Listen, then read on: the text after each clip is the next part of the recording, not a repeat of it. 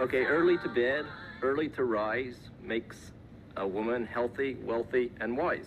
That's why. We're live, baby. Oh my God. Oh my God. Oh my God. Oh my God. We're here.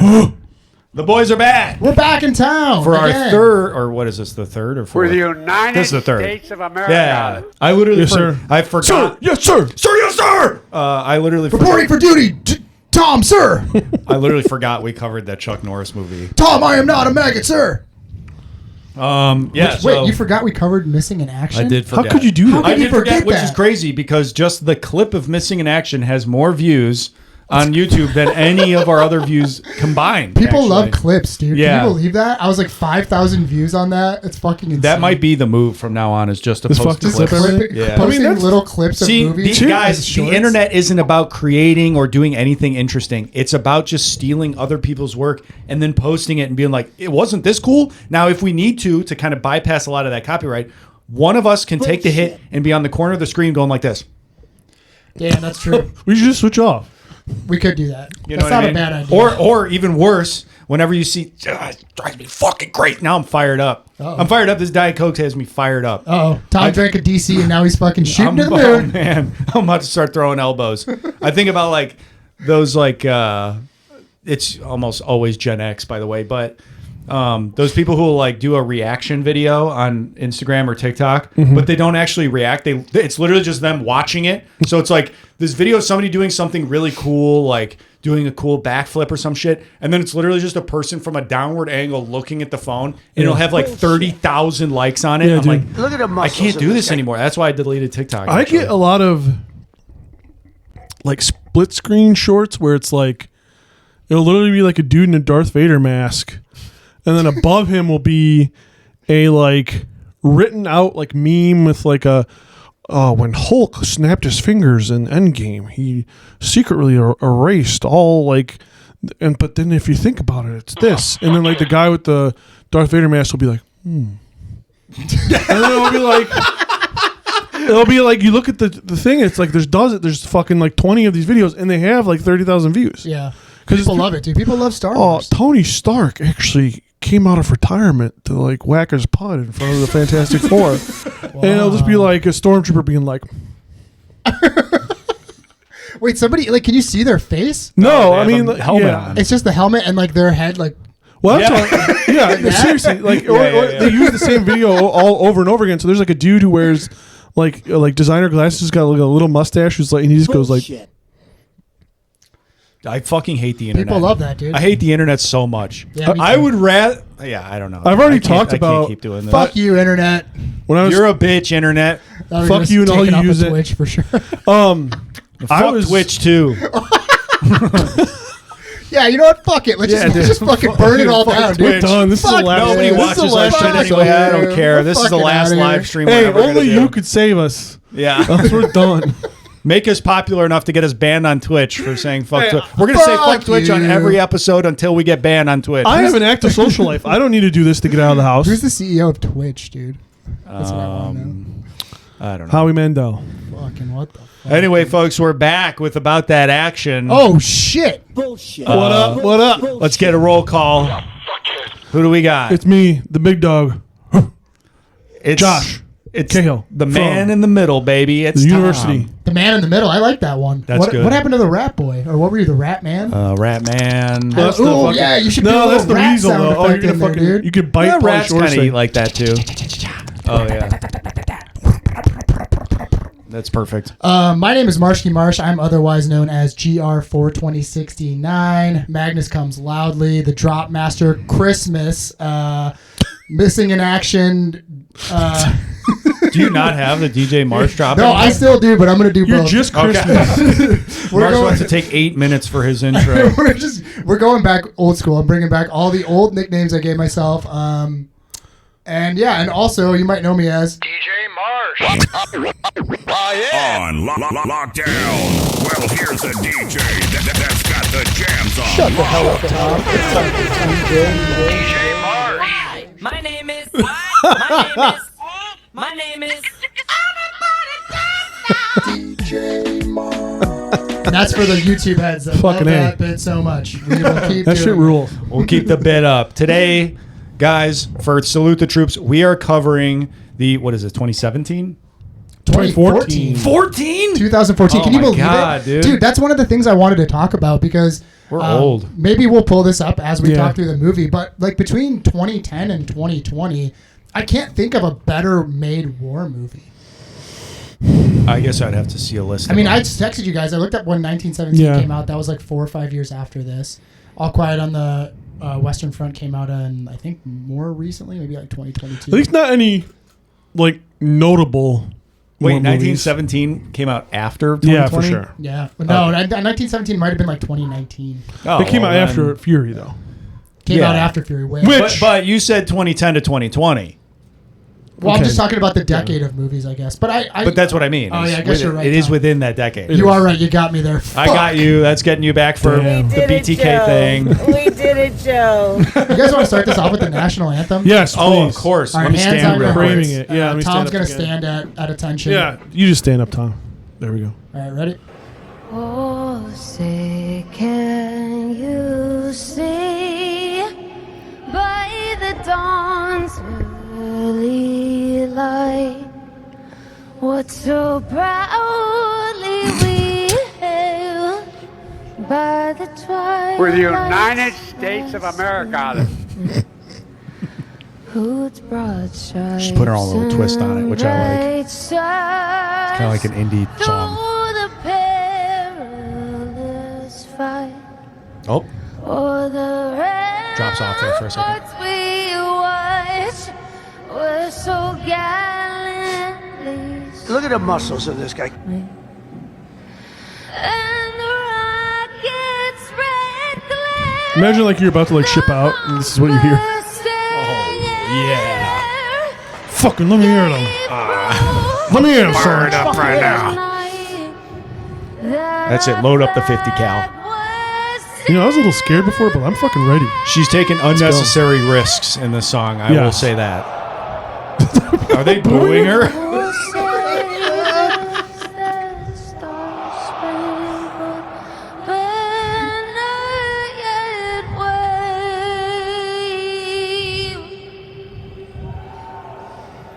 It's like dogs and cats in the background. Oh my god, dude. She's doing downward steps with it.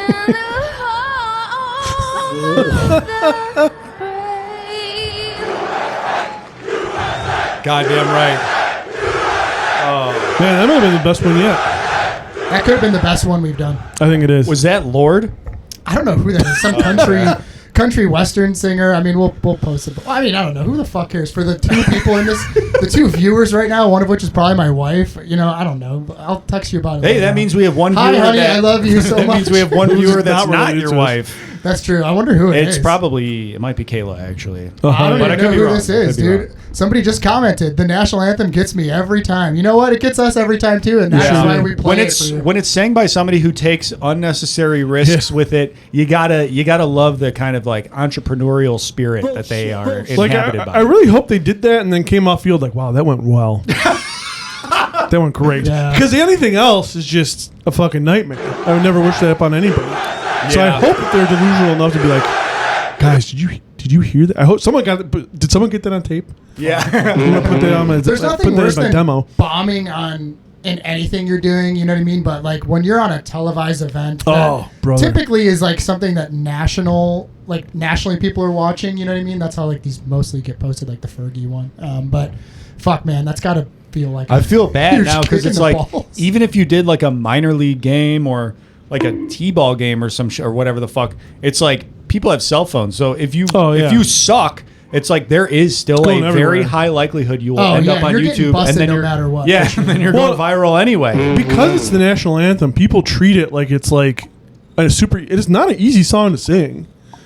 no. Like, it's actually, kinda you know No, all what? it over the actually place. stresses me the fuck out. When I hear somebody singing the national anthem, I'm not exaggerating when I say this. It makes me feel like I'm in the dentist's office. Well, like I'm that- literally like it's crazy. squeezing my Yeah. hands together because I'm like, they're gonna miss this note. And it's Yeah, gonna be yeah. so embarrassing. I'm gonna feel so bad for them. I'm like anticipating it every time. When it goes to like that and the Rockets, that part, like try and fucking sing it at home if you think you're better than this person. I would never do that. I would Yeah, never do it that to sucks. somebody.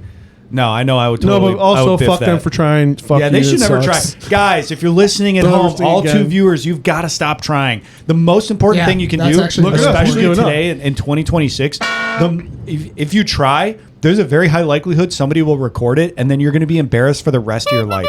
So the smartest thing you can do is not try and just be cool and nonchalant and not do anything. Yeah, like in 18 years, like when my kids graduating high school, and they're like, "Look at what a fucking loser your dad was Yeah. on Twitch with his loser friends with Yeah, no yeah. views." It's gonna be me, dude. I feel That's like true for life. And that's the beautiful thing about not having children is that you won't have to have that conversation with them. I'm just gonna be at rock bottom with my relationship with them anyway. So like this will just be they'll just ignore it. They'll be like, no. Well, the problem is you kind of have to you have to give them the leeway to like smoke weed and go party because Yeah. if you say anything, they'll be like, well, what about your dumb gay podcast, Dad? And then you're like, sorry, yeah. son. Yes, sir. Sorry. I'm sorry, son. I'm sorry I let you Yeah, down. yeah, Yes, you got sir. me, son. Yeah, I'm not gonna lie. You ate with that, sis. It's like when you got You ate with did that. you guys have any friends growing up whose No. dad was in a no? Tom, sorry, Tom, you had no friends. Did you guys know anybody growing up who was like, oh, this is my dad's band, and like they cut a vinyl or something? No. And it was like a photo of them in like a cummerbund, you know what I mean? Like with like a No, but I crazy-ass wish I haircut. did.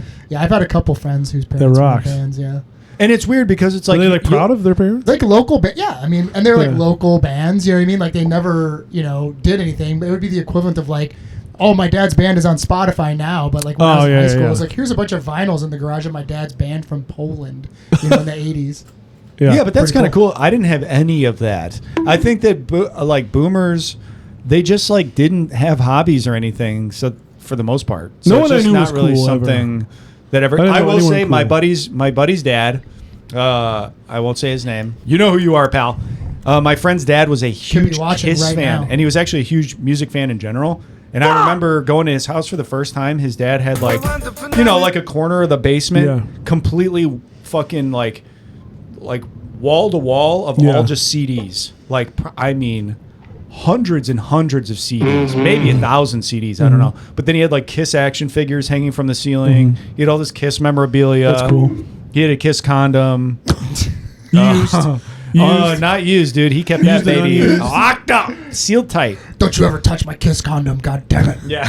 He had like a box of just like all the Kiss members' hair in the corner. He was like, "Hey, you want a fistful of Peter Chris's hair? Go nuts, Dude, did you hear about I think it's maybe the guitarist from Kiss or like the drummer or something. He's putting out an album, but it's like $200 a song. Fucking A. Did you hear about that? No. You hear about Have this? you seen this? Have you heard about Have you seen this? You heard Is about it this? Kiss affiliated or is it just the guy? No, it's him. I don't know what It's I'm the dude doing. from Kiss. I want to say, wasn't the guitarist Ace Frehley though? Yeah, it was Guitarist Ace Frehley. Frehley, and he is dead. Yeah, he just died. Yeah. So And there's yeah, I guess another it's the one, drummer. too. It's like an AI, like they made like AI Kiss. Peter Criss is the drummer, I think, Peter right? Criss is the drummer. Paul Stanley's the lead singer. I think he plays rhythm guitar, and then Gene Simmons is the bass player. Oh, Do you guys like? Did you ever like Kiss? I still like Kiss. I fucking Really? love Kiss. Oh, yeah, Interesting. dude. Great band. I don't think I ever Kiss knew is one of anybody those growing up who bands liked- that like I had No, no they're idea what bands. they sounded like until I was like older. I just assumed that they were like heavy metal because of their look. It's the same thing with the Misfits. When I heard the Misfits for the first time, I just remember like their iconography and like the dudes who would listen to them were like, big tatted like scary guys. Yeah. And then I heard them and I was like, he's kind of singing like opera. If you wanna bleed, bleed yeah, with yeah. me. And I was like, this is kind of. It's not. No, it wasn't no, as like. never I liked it a lot, but it was not what I expected at all. Yeah. I thought it was gonna be like grindcore or something. No, it's like weird love songs and shit. Like, yeah, like weird. Kiss. I mean, like, President I feel Kennedy, like- get out now. and like especially looking at it now, they kind of like memed themselves at a Kiss? certain Yeah, a for certain sure. point in their musical career where it was hard to take them seriously. Like I Gene think Simmons that's had a what it was. reality TV show That's that what was it kind of was. like some whack ass Kirkland version of the Osbournes, and like he's kind of like a known douchebag. Anytime I've ever seen him talk on any sort of media, it just makes me want to hate him even more. Gene Simmons. There's a great documentary called "The Decline of Western Civilization" Part. Yeah, I think it's Penelope part 2, Spears. the metal years. Yeah. Penelope Spears. Shout out Penelope Spears. You Can't are a wait great to have filmmaker. you on the show. Yeah, get at us. If anybody in the chat right now knows Penelope Spears, You know. Yeah, put Penelope on the horn, please. Let her for know us. that we want to talk about Wayne's World.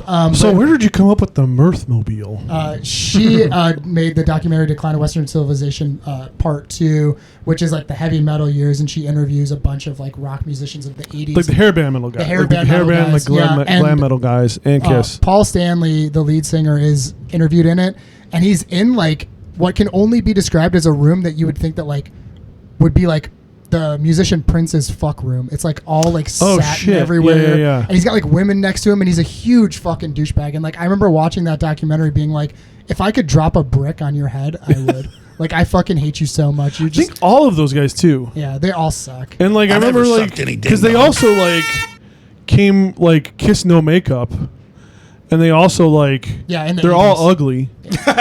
They all fucking look like shit. Yeah. They are all. What was I gonna say about fucking? But Because they you know, fucking rock. I mean, you got to Bro- give them their flowers. They have some fucking great songs, some super heavy riffs.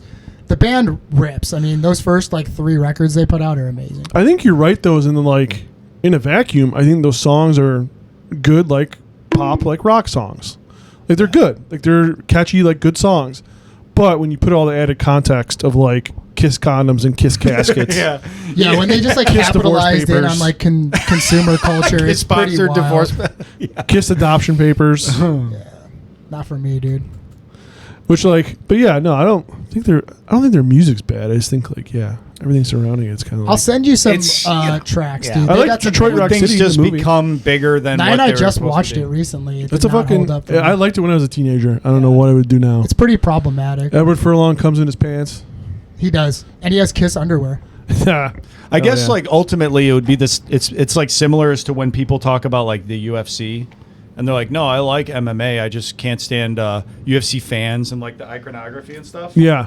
It's like that. It's like yeah, but I mean, it's still fun to watch. I feel like Kiss fans are probably salt of the earth type people. You know, I've never seen. I've unfortunately in my life I've never seen them live. They're one of the biggest misses for me. Would you go now? Oh, I mean, I can't go now, but I mean, Ace Frehley's gone. I would. But they like, they would they? Do you think they would replace him? No, I think they just actually had their final like Oh, shit, farewell alright. tour.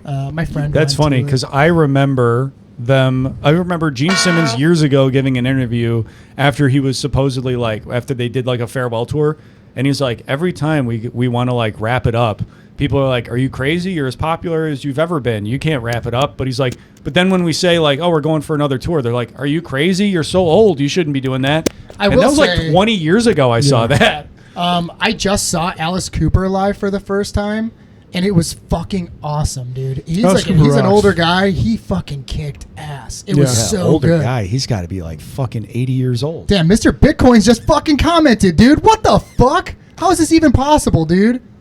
Hey, Kiss does not suck. Mr. Bitcoins just commented, "Kiss sucks" in the fucking This Twitch is chat. ridiculous. You need to leave us alone, okay? Mr. Bitcoins, please stop. We have dude. blocked you on all This social is fucking media. Crazy. This is crazy. I will be contacting my lawyer, who is actually my cousin, Get who's Tyler Crap on actually the not a phone. lawyer. He's a finance guy, but he knows lawyers and is smart like one. And he will.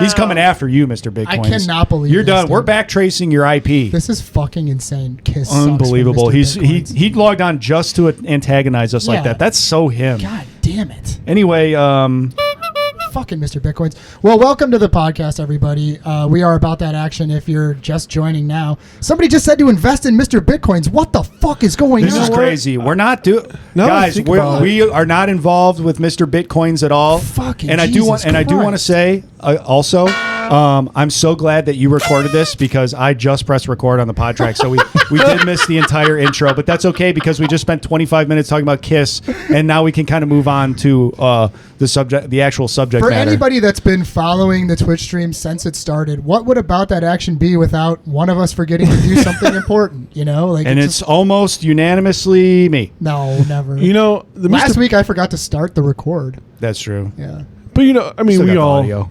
It's none of us are professionals. We we're try not. This is a very hard, DIY operation.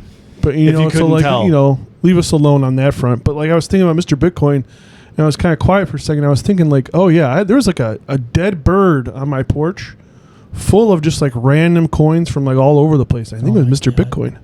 Unbelievable. Mr. He's killing Bitcoin's left birds a now. dead Yeah, I bird think of so. actual physical coins on Guys, your look, if you want to invest, that's like a horse's head in your bed. Dude, that's what I'm saying. For crypto bros. if you want to invest in Bitcoin, that's up to you. I have a couple $100 in Bitcoin as well. Do not seed through Mr. Bitcoin. Do not do business with him or her. Yeah, and Okay? whoever's We chatting don't know up who the that fucking is. chat Maybe right now Mr. saying to invest in Kiss Coin, there is no. Just stop, all right? You know, whoever that is, you can maybe follow Mr. Bitcoins on Instagram. It's at Mr. Bitcoins. The O is a 0. Stop telling people to call you Mr. Mr. Bitcoin. Bitcoins is saying, You- "Call me now." You're not even giving your phone number out. Nobody can call you. This is absolutely crazy right now. I can't believe this is happening live on the stream. This is totally derailing the fucking podcast. I'm sorry. Too, by the We way. can't. You know what? We just can't even pay attention to him. He's just or her. They are a troll. They're just trying to get under our skin and God derail us from damn talking it. about what we really are here to talk about, which is the 2014 World War II classic kind of action film, I guess. Totally Fury. an action film, That's yeah. what you know what I was going to say. I Fury. want to kick this off by just talking about the fact that most of the time action or war movies have to be handled with like not baby gloves, but they have to be handled with more sensitivity because it's like people were affected by Yeah. the things that happen in these times, and so it's like you can't just be like Johnny America goes to Nazi Germany and kicks ass because it's like people actually did have to go to Nazi Germany. Yeah, And true. Yeah, and I many think- died to do it. So they have to kind of, and they do handle it with like a certain level of care or something. Like obviously David Ayer. Ayer. He, Is Mr. Bitcoin still talking shit? Yeah, dude. The entire chat has gone bonkers. Everybody's talking about investing in Kiss Coin. Somebody said they just bought 1,000 Kiss Coins from Mr. Bitcoins. Okay, hold on. I wish fucking Mark was here to moderate the goddamn Mr. chat. Bitcoin, please leave us alone.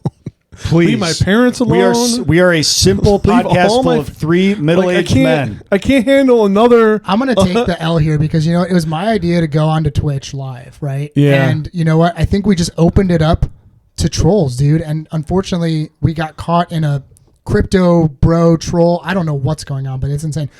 Whoever is buying coins from Mr. Bitcoins, please stop talking about it in the chat and stop promoting it. We do not promote this, Guys, false if you buy coins from Mr. Bitcoins and it blows up in your face, that's on you. That's not on us. Yeah, we are not promoting We it. are not sponsored or involved with Mr. Bitcoins at all. No. Okay, he has nothing to do with Maha 3000. That case has been settled We already. should- yeah, I mean, we got can off address the clean. elephant in the room. Like we did tell people to invest in a crypto at one point. Well, no, we never told you to invest in it. We We never suggest said to. there was We a said you suggestion could. maybe made. Well, you know, I think that's fair to now say. I'm It thinking was a about it- suggestion made. Now that I'm thinking about it like this, though, I mean, if they're genuinely a fan, if Mr. Bitcoin's a fan, No, I don't even get that. I don't even get think that they like the indication. show. I'm reading the Mr. Bitcoin's likes the show. I guarantee. The picture on Mr. Bitcoin's Instagram is us with a line, with Yeah, a circle dude. and a line through You it. said Mr. Bitcoin's just He said, said in all we're caps, trying to start a war with Helen Keller,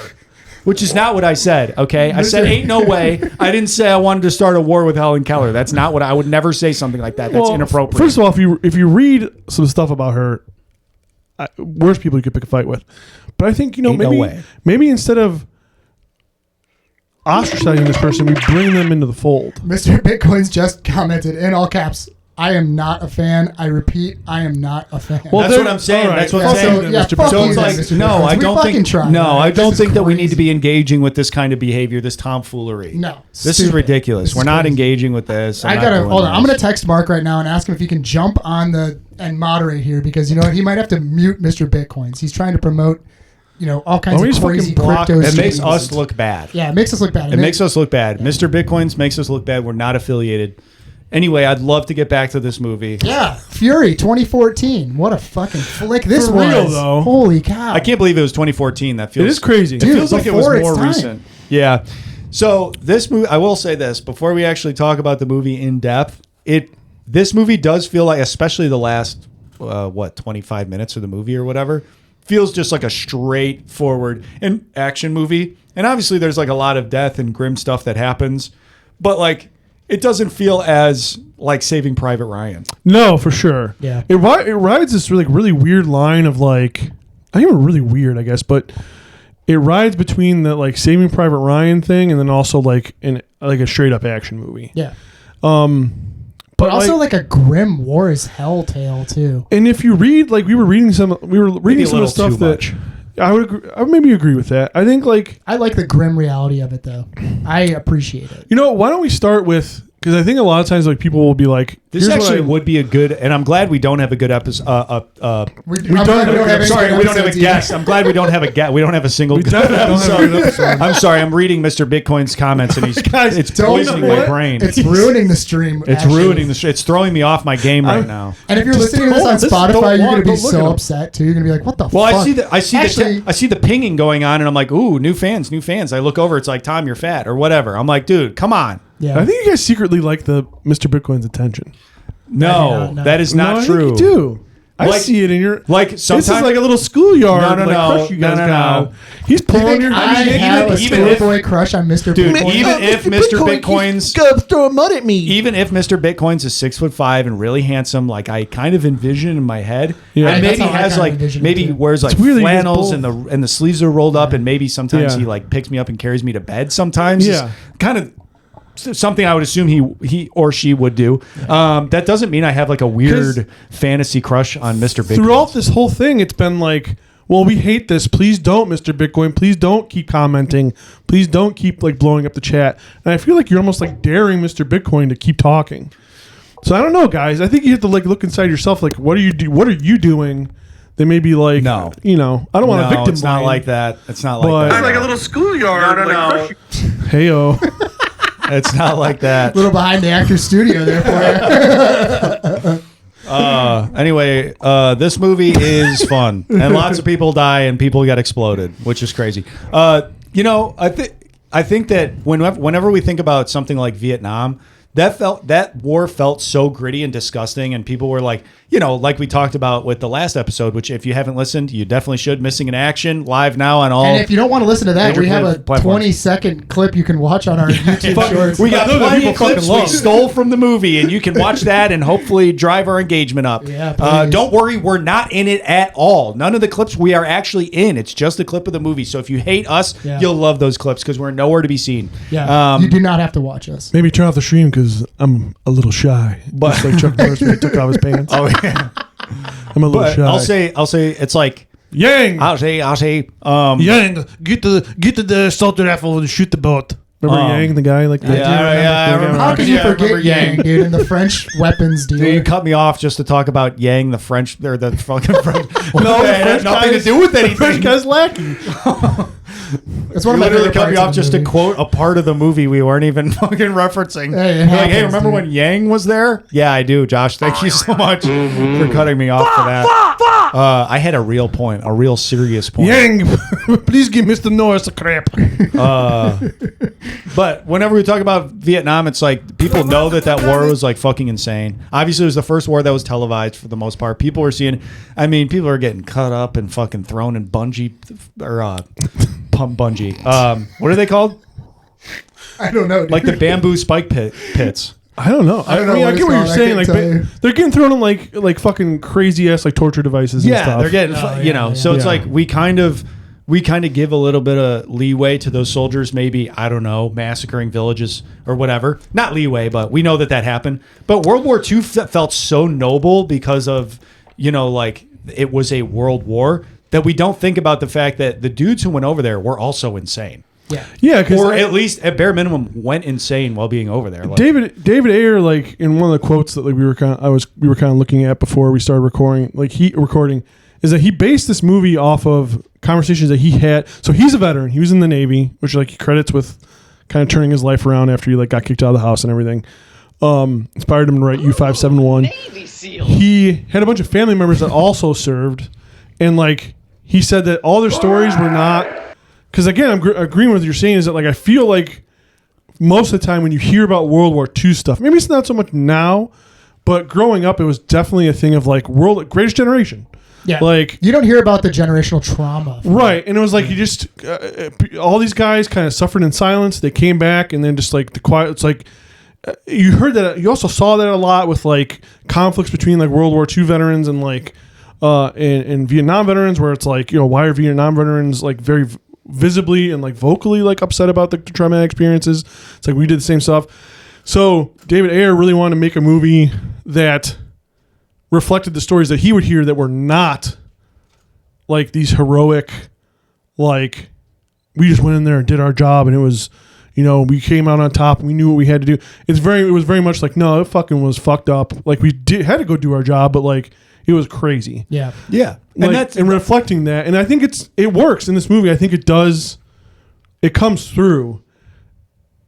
I think that it does go a tad bit yes.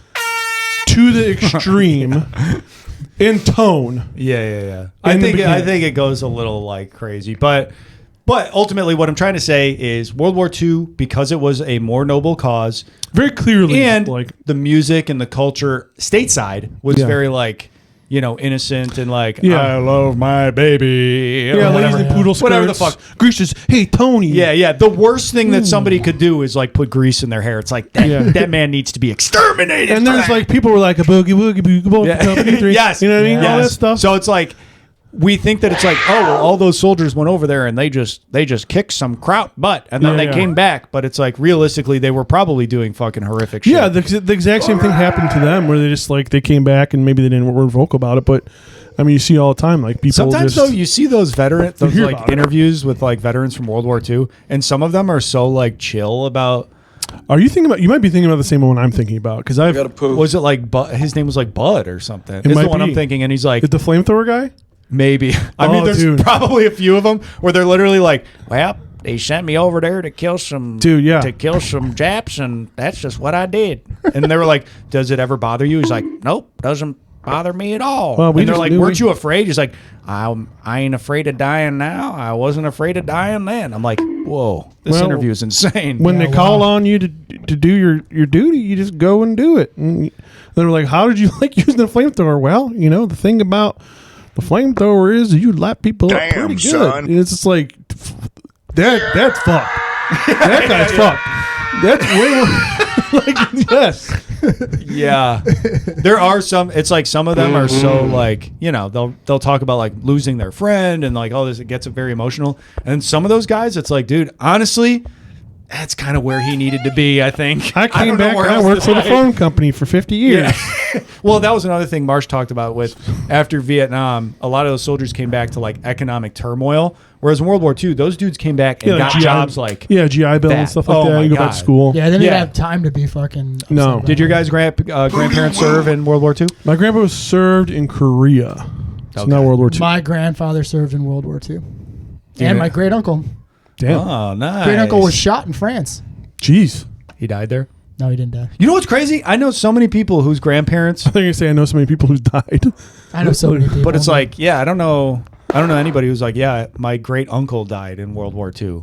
No, I don't know never anybody heard like that. And whatever. My grandpa, both my grandparents, both grandpas on both sides served in World War II. One of them his job was to take dog tags off of dead soldiers. Oh, that's like, fucked up. fucking That's a crazy. grim ass You job. know what? You guys gave me a bunch of shit last year for trying to talk about POWs. Now we're talking about taking dog tags. Hold on, off dude, dead this bodies. shit's crazy. Okay. He went to go take a dog fuck tag yourself. off this one dude, and the dude, it was so cold that the guy was frozen solid. And when he turned the body over, he was holding onto a pistol, and he shot and almost killed my grandpa. Whoa. Fucking A. He was alive? No, a he was second dead. there, he was I- frozen. dude. When Oh, he turned shit. him over, the gun went off. Jeez. For a second there, when you said that, I thought you were going to say, and when my grandpa turned him over, he had a huge boner. Wow. Okay. I mean, that probably is true. You know what? I think we're just going to go with that. That's what happened. That's what happened. He turned him over. He's like, "Look at the freaking slog on that guy! Oh, hey, look at the trombone on this guy!" At least he died. Hey, Sarge, come look at this. And my other grandpa, I guess he joined like at the tail end because he was pretty young, and he basically just got like a free trip around Europe. He didn't see any battle or Yeah. anything like My that. grandpa talked. I was like, in Korea at least, I was like, dude, what'd you do? He's just like, I don't know, fucked around. I was like, oh, that's pretty rad. Hell yeah. That sounds sick. Yeah. Yeah, that sounds sick. But the guys in Fury Yeah, that definitely, sounds sick. definitely didn't get to go fuck around. Just to go over to Korea and fuck around, that does sound sick. No, I he don't was in know. like I went- I Germany or was some all shit, over. like Oh. in a fucking U.S. Air Force base Hang or out with shit. these smoking hotties. Yeah, that is me in Korea. Could you milk me? Could you milk me? Yeah, these guys do not fuck around. Fury is a very, very dark movie, not only tonally, but also literally. Yeah. There's no sun in the whole movie. Yeah. It's literally overcast the entire time. You don't see a Which a fits fucking the lick of sun. fucking the like. Did you narrative, watch like, theme. All Guts No Glory? The documentary. I watched the clip that you sent us about how they filmed the tank sequence, Okay, which yeah. was crazy. I had to watch it a couple times because I was like, wait a minute. It, like obviously, like part of that stunt guy was like a dummy, right? No, that was a guy. Well, when they crushed the guy's Yeah. head with the tank, that was a dummy. But I thought that like the Literally, guy's, the guy that's getting ran over is a real stunt man. that's fucking nuts. They that dug a did that. trench, And and they then put he foam. sat in the trench with foam, and then as the treads ran over him, it literally just kept going, and it looked like he was getting squished. Yeah, but it like wasn't. concaved enough. Yeah, There's more probably easier ways they could have gone about Dude, that. it looks awesome. Did you watch it? I didn't watch the They used like documentary, real but I tanks. know what They you're used- talking about. They had to shoot it in England because in England they had like real M4 like or Sherman tanks or something like Yeah, that. That's why what I was gonna say about this movie. Is like I was like, there's no way that they built the tanks, so those have to be actual tanks. Yeah, Those are, like, that was real part of the working choice and tanks. why they.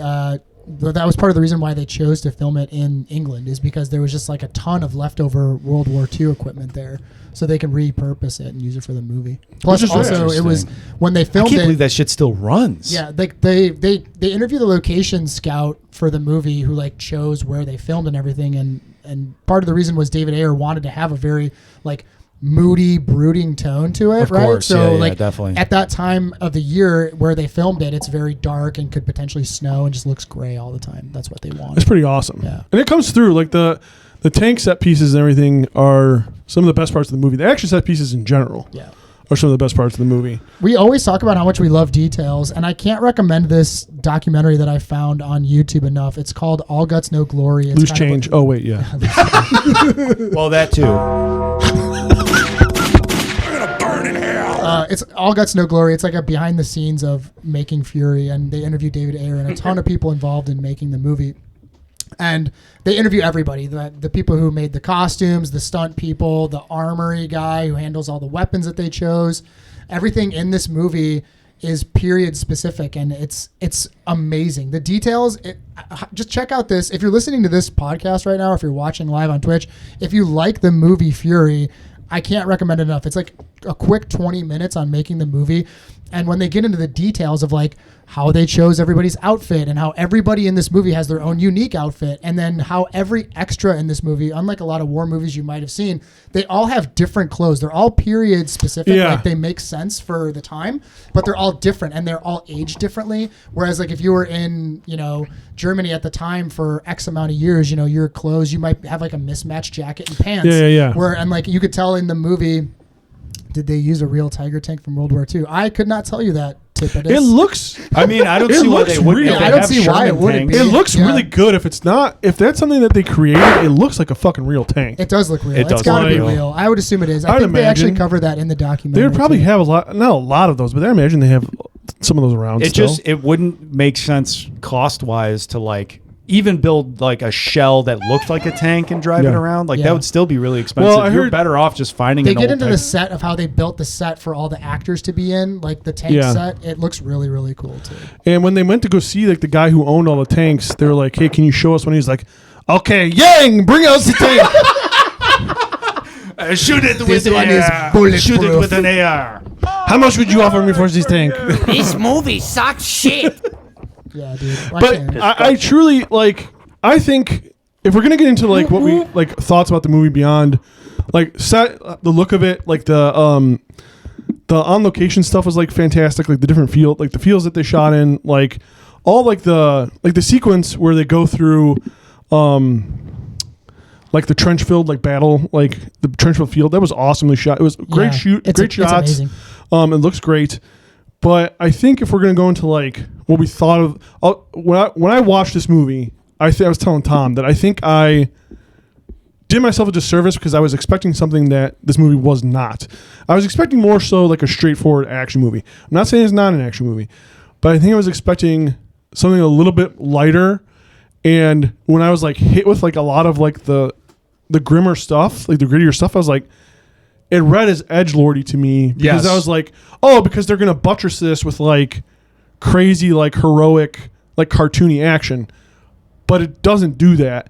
It buttresses it with like realistic. Because I'm assuming in the documentary they talk about like using real tactics, like using like basing everything that happened off of like real stories of tank battles and stuff. Yeah. It buttresses it with this really realistic like these action sequences that like look like almost like the scene where the M4 tank, like the tank with our guys, Fury, the titular tank, faces off against that Tiger tank. It's awesome and it's gripping and it's like really intense and it's like pretty thrilling, but it's not pretty in like an action movie sense. Yeah. Does that make it's not stylized. It's not as like, here's the bad guy and he's going to get defeated by the good guy. I mean, it's like circling each other and that's like what it would maneuvering. look like. Yeah, yeah. And yeah. it's great. I loved it. The tank should have been doing fucking backflips and stuff, is what you're saying. Yeah, Should have went. Take to Miss Prime. And then there should have been like a guitar solo or something like that. Ich weine, take to Miss Primenstein. My God, he's so freaking cool. He's so freaking cool. He just did a full jump over my tank just now. The Führer wants the Allspark. But I think I'm gonna come. I really didn't. The movie didn't like really hit a stride for me until like halfway, until after the like dinner scene, which we can get to, or like the apartment scene. Then when they got their kind of like mission, then it really, the last hour of the movie really hit for me, where I was like, okay, I like this a lot. I do think, because I feel like every time like people talk about like things they liked and didn't like, they lead off with the stuff they liked, and then like the end of like the discussion becomes the things that they didn't like. Yeah. And I feel like it kind of turns out, it makes it sound like you didn't like the movie at all. So I want to start out with the stuff that I didn't like, because I want to finish strong with the stuff I did like. We're nothing but positivity here on the podcast. We push positivity first, and that's why we push Unicoin. Yeah. Oh, no, we don't push we don't, not anymore. Tom, anymore. Tom, We do can not you push timestamp Unicoin that? anymore. Fucking Mr. Bitcoin's in your head, You man. just said this live. giving on the him exactly fucking what he Twitch wants. Stream. Oh my God, I feel like I'm having lucid dreams of Mr. Bitcoins. Tyler Crop is gonna fucking lose his shit right now. Tyler would be like sleeping later and be like, oh, Bitcoin. He literally fucking hired us an entire PR team to fucking get over this, and it's like we're still fucking it up. I know. I'm sorry. It you're won't like, happen again. We you can watch scratch that yourself, from the though. record. I'll just have to timestamp Chat, this. don't clip that. The chat, please do not clip that. Please, chat. Please, chat, don't clip. Anyway, I feel the same way. This is my second time watching this movie. I watched it a couple of years ago, and I didn't really like it the first time because of that. I felt like it was a little too like, dude, we get it. War's fucked up, bro. Yeah. You know what I mean? And he does kind of like lay it on. But there are some parts that I've kind of learned to forgive. The part where they have the German hostage or whatever, and Brad Pitt's character makes Percy Jackson kill him with the Yeah, gun, Norman. and he's like, "You Tries need to to do get- this." He basically is like, if you can't kill Germans, you are no good to My me. So I issue want to watch you ultimately- execute one right now in front of the Which entire is public. fucking insane. I have a couple issues with it. It's like, And I didn't know what they were trying to do. It wasn't know. clear. Keep going, sorry. sometimes it feels like with movies they're trying to say something, and other times Yeah. it's like, are they really trying to say something? This one was one where it was like, you have this character who shouldn't have been there because he was a clerk, right? Percy Yeah, yeah, Jackson's character was taken from. He was supposed to be a clerk That is typist. Logan Lerman, by the way. Logan Lerman. He was Character's cl- name is Norman Ellison, Norman. or the Machine. Yeah, which we should definitely talk Wait, about. The fucking fucking Burt Kreischer's in this movie? It's fucking beat red, fucking like tight ass, like fat ass gut. Hey, drunk ass, get another round in the cannon. Yeah. Hey, unfunny. Load up the cannon, please. But Somebody said Mr. Bitcoin hacked Tom's Neuralink. He totally did.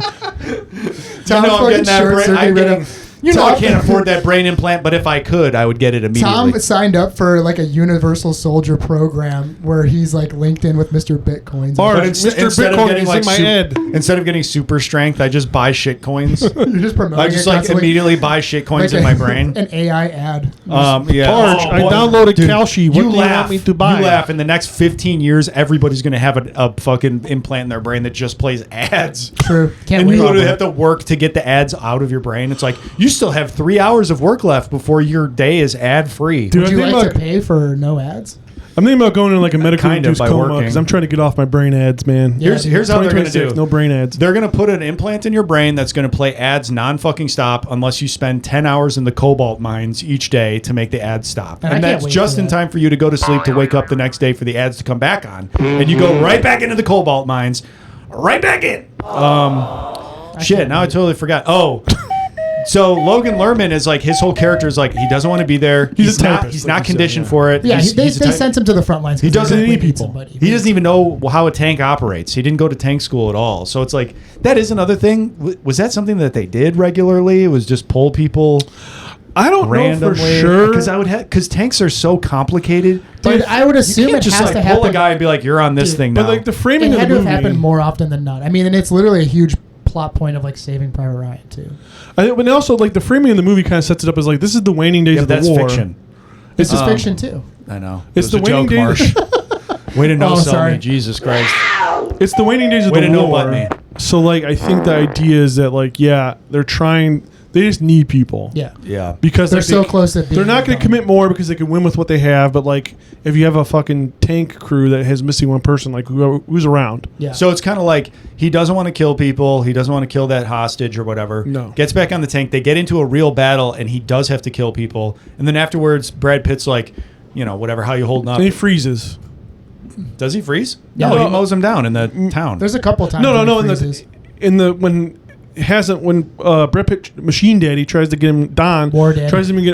tries to get him to kill the German hostage. I thought that's what Also, you're there's a talking about. fucking huge difference between giving somebody a gun and Yeah, being like, executing someone. shoot this unarmed person versus this person shooting at me. I'm going to return fire so they stop shooting at me. Well, the whole reason he does that in No, the I first get place it. though is because he doesn't take the first shot, and Right. a tank gets blown He up, doesn't and kill you those watch a guy Hitler kids. burn alive because of it. Yeah. He's trying to really teach him a lesson. I mean, whether or not you want to argue like, is that the right lesson for him to teach Norman in the time? Like, I can see why you wouldn't like it. For me, I did like it. I think Brad Pitt was getting the point across where it's like, you're here for one reason and one reason only, to kill Germans. And And if you that's can't kill actually- Germans, well, you're useless. That's actually to the part of Marsh your is- school board. Like you're running on the school board, but on that platform of if kids Yeah. don't want to read, you're gonna have to execute German soldiers.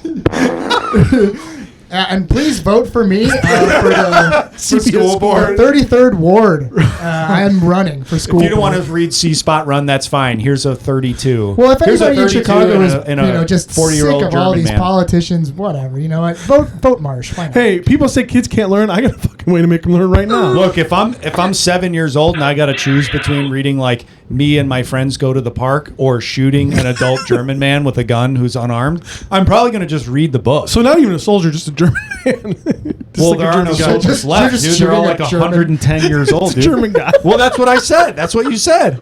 There's no soldiers No, left. I know. You I'm all just heard it here joking. first, folks, on the Twitch Okay, stream on you know Spotify. what? If it Tom makes is you feel shooting better, on Josh, Germans, if literally shooting If it them. makes you feel any more comfortable, Josh, we'll put a little helmet on him. How does that sound? Jeez. It would help. He had a helmet. He had a German helmet on. Which, by the way, is like hella like racist or something. Like, you think that they should all be wearing helmets? I don't. I think that the kids should be shooting regular German people because that's what they are, is regular. Okay? I don't think that's that crazy. I'm sorry that I guess this is the PC woke virus is They got- also infecting my brain. They got sandals with like black socks and fanny packs. You just put a bike helmet on their head. It's close enough. Fucking Tom, dude. His brain is melted from Mr. Bitcoin. I get why Brad Pitt Don does it.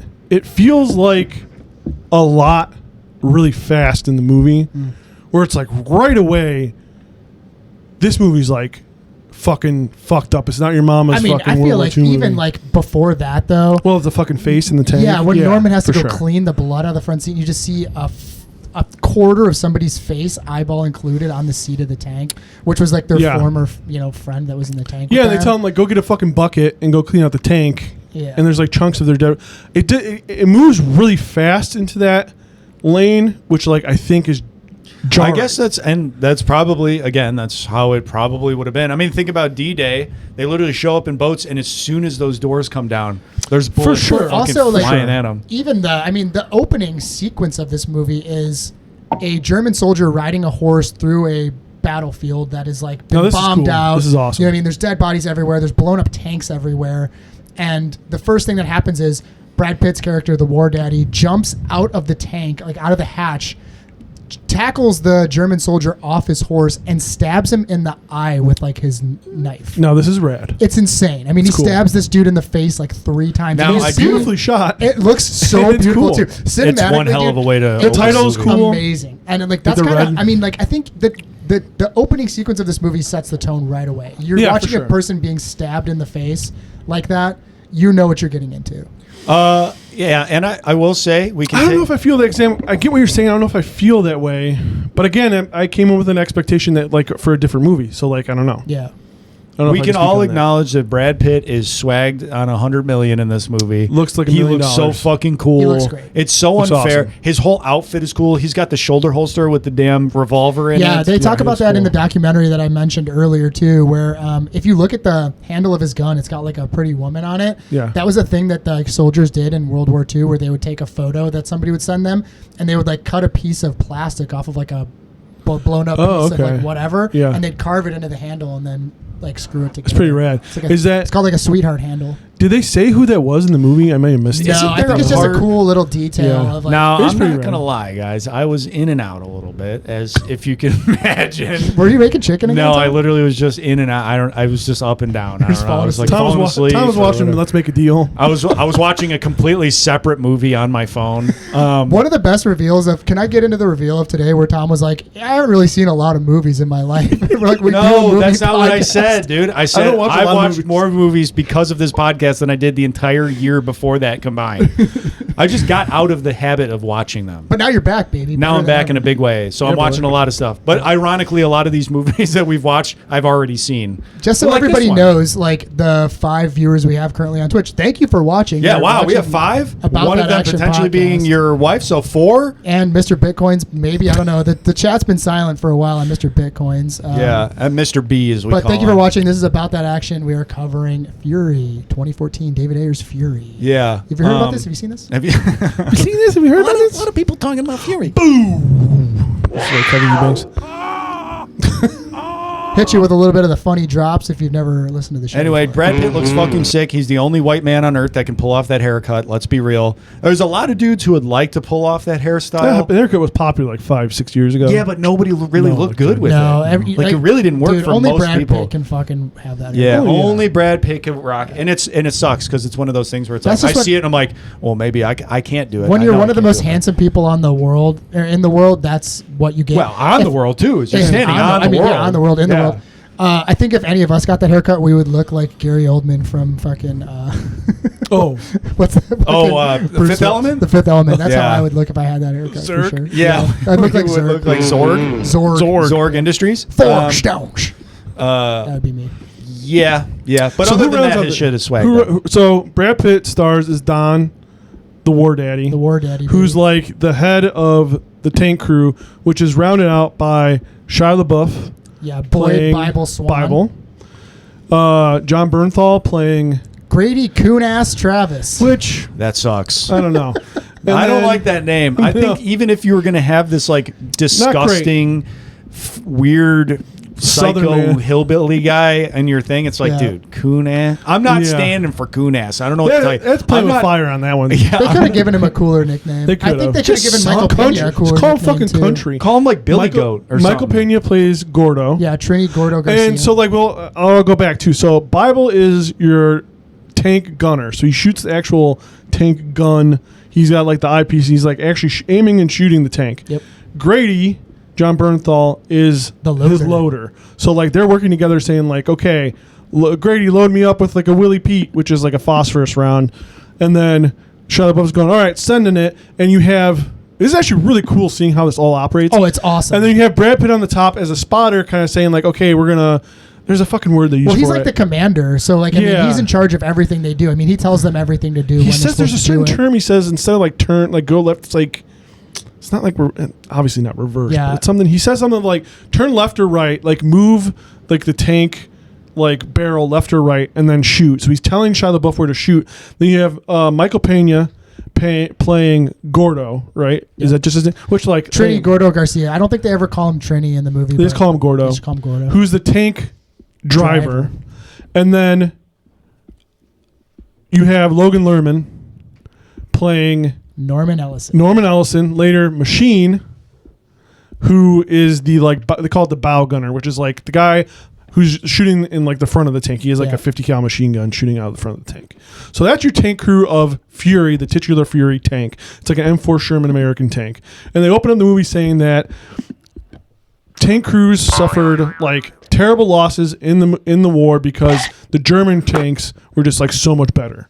The entire German tanks are awesome, which you will see later with the Tiger. Yeah, I think it's like they were like we were out engineered. So they're like there's not a lot of American tanks, and they're like barely surviving, and they're hanging on by a thread, and they've seen some shit. Yeah, but that's your tank crew, and there's also like Clint Eastwood's son Scott is in this, and then the one other dude, he runs his own tank crew, right? And then there's like the other big dude, it was like a former NFL football player. Yeah, there's a bunch of guys. Yeah. I mean, there's a bunch of characters in this movie that don't. Jason Isaacs comes back. Yeah, Jason. Colonel Welcome back to the podcast, Jason Isaacs. Doing a great New York accent. I was gonna it's say actually pretty good. I thought it was good. I thought it was good. I thought it was He's convincing. a little over the top, but I was gonna say he's doing like it's almost felt like he was doing like an actor of the time in a World War II movie. yes, Oh, yeah. yes. That's exactly. I literally felt like he was doing I'm like from New an York. American hero character. Yeah. Yes. I thought it was 1,000%. great. I thought it was awesome. And It he worked. nailed it. He looked cool. Yeah. And it's the first time he hasn't played I can't help bad you. guy. a bad guy, Yeah. a British bad guy. He plays Captain Wagner. Yeah, thought he you was were gonna say cool. he played Honestly, Captain Wacky. he's only in He one plays scene. Captain though. Waggy. He plays Tavington Part 2. He plays Captain Wacky. There's a bunch of other characters. You got Sergeant Binkowski, some other tank operators. Binkowski's the dude who's like a former NFL Yeah, football but player. none of them have, like those are all non-essential characters to the. No, plot it's of this really movie. about the Fury It is crew. based around the entire Fury crew the entire time. Because they're like the most badass of all the tank crews. And I don't know if they're the most badass. They're just the ones that have survived the longest. I feel like, but that's like, it seems like Don, like Brad Pitt's character, commands like a lot of respect, not just from his crew, but like from everybody. Yeah, true. And like, they're just fucking trying to end the war. It's like the last days of the war, and they have Germany on the ropes. But like, and Germany is calling in like, they say like Hitler declares total war. So it's literally every German that is able-bodied is getting a uniform and a gun. Yeah, which brings an interesting perspective to the movie because for the characters in the movie of the Fury tank, they don't know who is or who isn't at Right. any given time gonna shoot them or throw a bomb at them because, like Josh had said, they had declared this total war. So every German citizen technically should have been a part of the German army at the Yeah. time. And like, there is a part where like children are involved. yeah, they're ushered they out show of a like the bunch of bank or children, whatever. And kind of going back to what you're saying about the Vietnam War and how we perceive the Vietnam War, you hear all the time about how like was it the Southern Vietnamese or the Southern Vietnamese or Northern Vietnamese that we were fighting? The Northern Vietnamese. So you're thinking about the Northern Vietnamese, I like believe. I don't know. Hold on. Yeah, it was yeah, let's look it North, I up. believe. Let's confirm the Vietnam War. I'm going to say it with ultra confidence and be completely wrong. Yeah, let's say do do do do do do do. Do we have to issue you an apology? Keep on talking there. But the people we were fighting in the Vietnam War, like you see it over and over again in like Vietnam, like era, like Vietnam's like period piece stuff, is that you couldn't tell who was Southern who. Southern Vietnam was supported by the United States. Okay, so the northern Vietnamese soldiers, like love you, you God. couldn't tell who was who, so you would have like a Full Metal Jacket. There's like a pregnant woman who's like has like a hat bomb or something like that, or you'll see like kids coming out with like and. Yeah. So it's interesting to see it, and I think he talks about it in like some of the interviews. It's interesting to see that like they also did this in World War II. You just don't hear about it. Yeah, David whatever Ayer, reason. he talks about that. I watched a couple of interviews with David Ayer on this movie, and he talks about it a lot. Like, there's a lot of really very. I mean, everybody knows that wars fucked up, and fucked up things happen in wars.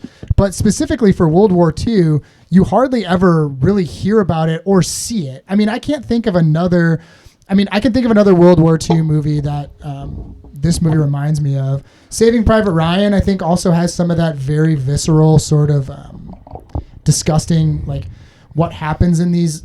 Yeah, the in dude these walking battle around with sequences. his leg or whatever. Yeah, especially Would be like that walking Normandy with it, but Beach opening. arm. I don't know. And I think David Ayer just takes it to the next level. This movie reminds me a lot of a movie called Come and See. Which is an amazing World War II movie if you've never seen it. Anybody listening to this, watching this live right now, watching it on YouTube later when we post it up, if you've never seen Come and See, I would definitely recommend it. It's a very big bummer of a movie where nothing good happens at all. But this movie reminded me a lot of it. So clear your calendar if you're gonna go see. It's one of those movies where you got to kind of like Maybe if you have like teach a a Steve afterward, like you got to throw Dumb and Dumber on like right after you watch it, yeah, or like you got to throw something silly on right after to like cleanse your palate. It's or maybe one of like those- if you have like a Tinder date you're really excited for, you could have them over. You I have guys the could- Blu-ray Criterion. I'll let you borrow it, Josh. If you'd like Fucking to watch A, it. all And then right, you can let's lend do it it. to Tom. You can Tom, fucking. Is that a Polish movie? It is, and it's Yeah. also I know one exactly of the. what it is. It's Oh, one yeah. of the first war movies I've All right. ever seen. Going back to Fury, where when they made Come and See, it shows tracer rounds. Oh, cool. And Dude, aside the from tracer Fury, round stressed me out. Fury's for the only real. other They look movie cool I in this know movie. that like the green ones are interesting.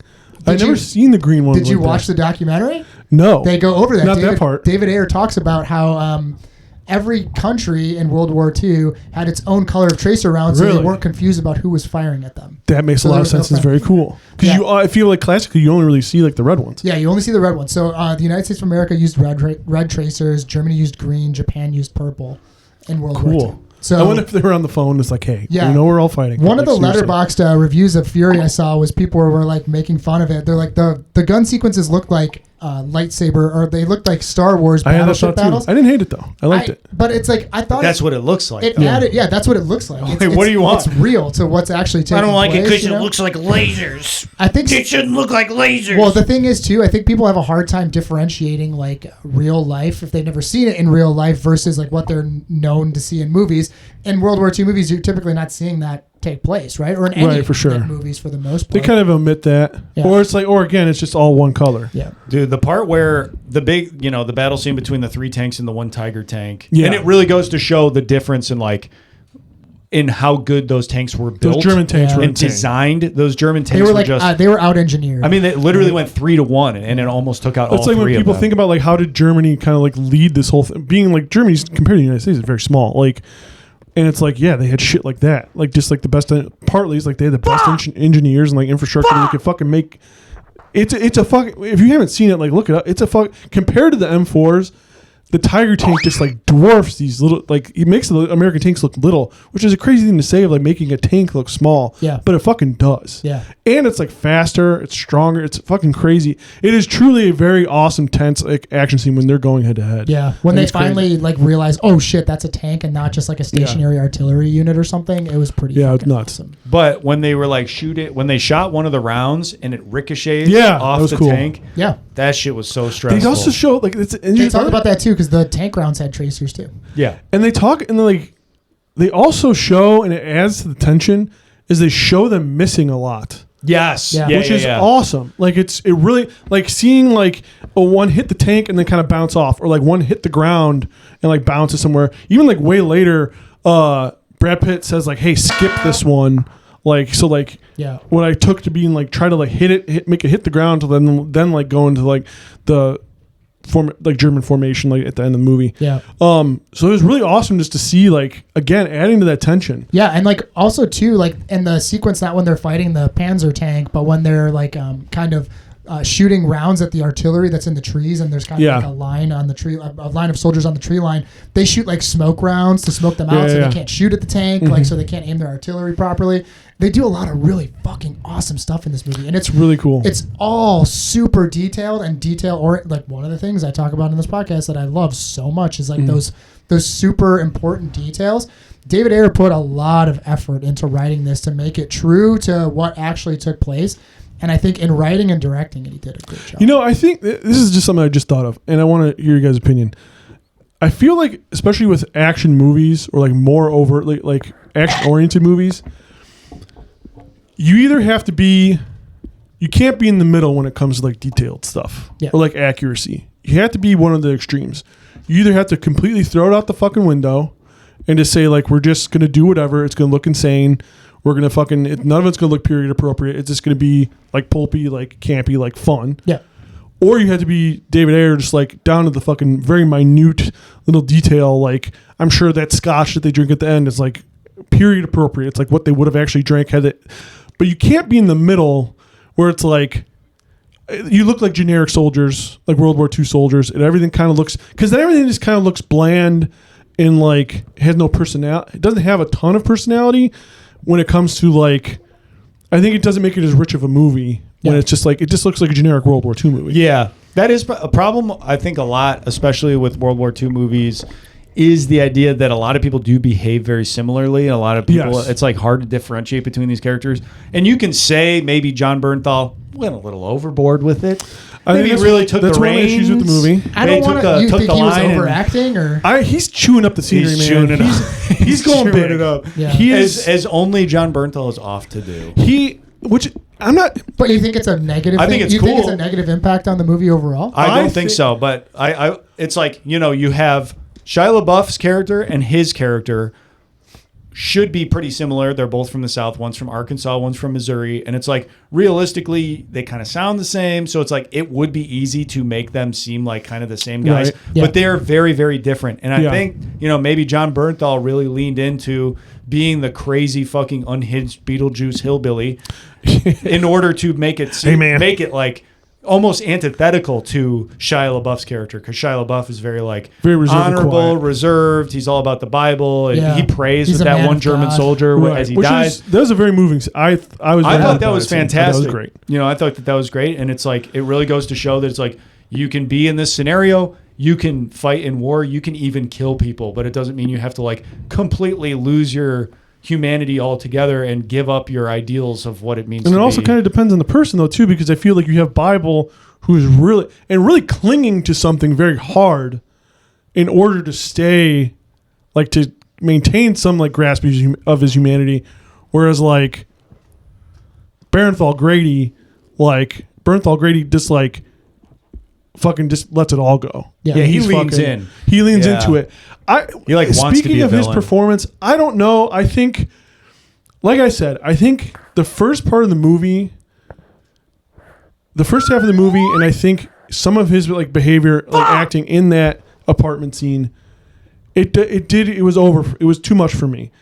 I think that Ayer smartly wanted people who could do the intensity of this movie, but with that comes guys who are really going to lean into like making it their own, which I think he encouraged. And I think Bernthal can step over that for me to where I'm like, you're doing a lot right now. Like when he licks the lady's, like the egg that the woman had, like it's good, but it's also like, I'm just like, it felt like something he did on the day. And they're like, dude, that's great. And it's like that part just, I don't know. It feels too much like, it just feels too much. It's the only thing I can kind of like say about it is like, it feels more than what it needs. You know what? You're fired, bud. And I think that that's like very much him. Like, I don't know. I think he just, it's just a little bit too much sometimes. I get it. That's I mean, the apartment Like, do scene. you need him to lick that egg I think in that that scene? I think Do it's you a, need that? it's a. I thought that part. You guys want to talk about that? We can't, sequence right now? or is it him just being like, I'm fucking going crazy? I don't Like, think it's him going crazy. I think they're mean, also drunk as fuck. I think True. they're Yeah. they're drunk, which Michael Pena's character even says, because they kind of like have this, which is a moment fucking where he starts telling killer this line story he that's out delivers. of nowhere. Yeah. About how all these horses that they had to see dead, and they smelled the smell of rotting horses and things like that. that was a weird Um, story. I think Yeah, the- but But it makes sense in the time of what's taking place, right? And I think that what they're doing ultimately is they feel they're drunk, so they feel left out, right? Like, why aren't we a Yeah. part of this? And we were kind of texting about this, and we can get into this set piece right now. The Fury tank invades a village to liberate it. They end up blowing up a couple of buildings. They Right. execute a couple of SS soldiers. There's a big action set piece. You see a dude's leg get blown off. It's very. I don't want to say that this is cool and fun to watch, but I will say this, and like I think people watching this would agree. Yes, this is a movie based in reality. This is a fictional tale, and it's based on real things.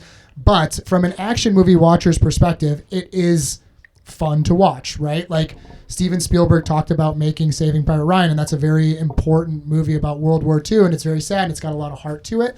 But at the same time, like, he wanted to make this big action set, extravaganza based around this war. And I think that's what David Ayer is doing too. So, I mean, like, there's a lot of visceral things and gore and very gross things that happen in this movie that are very realistic, and it might turn some people off to it. But at the same time, there is also an action.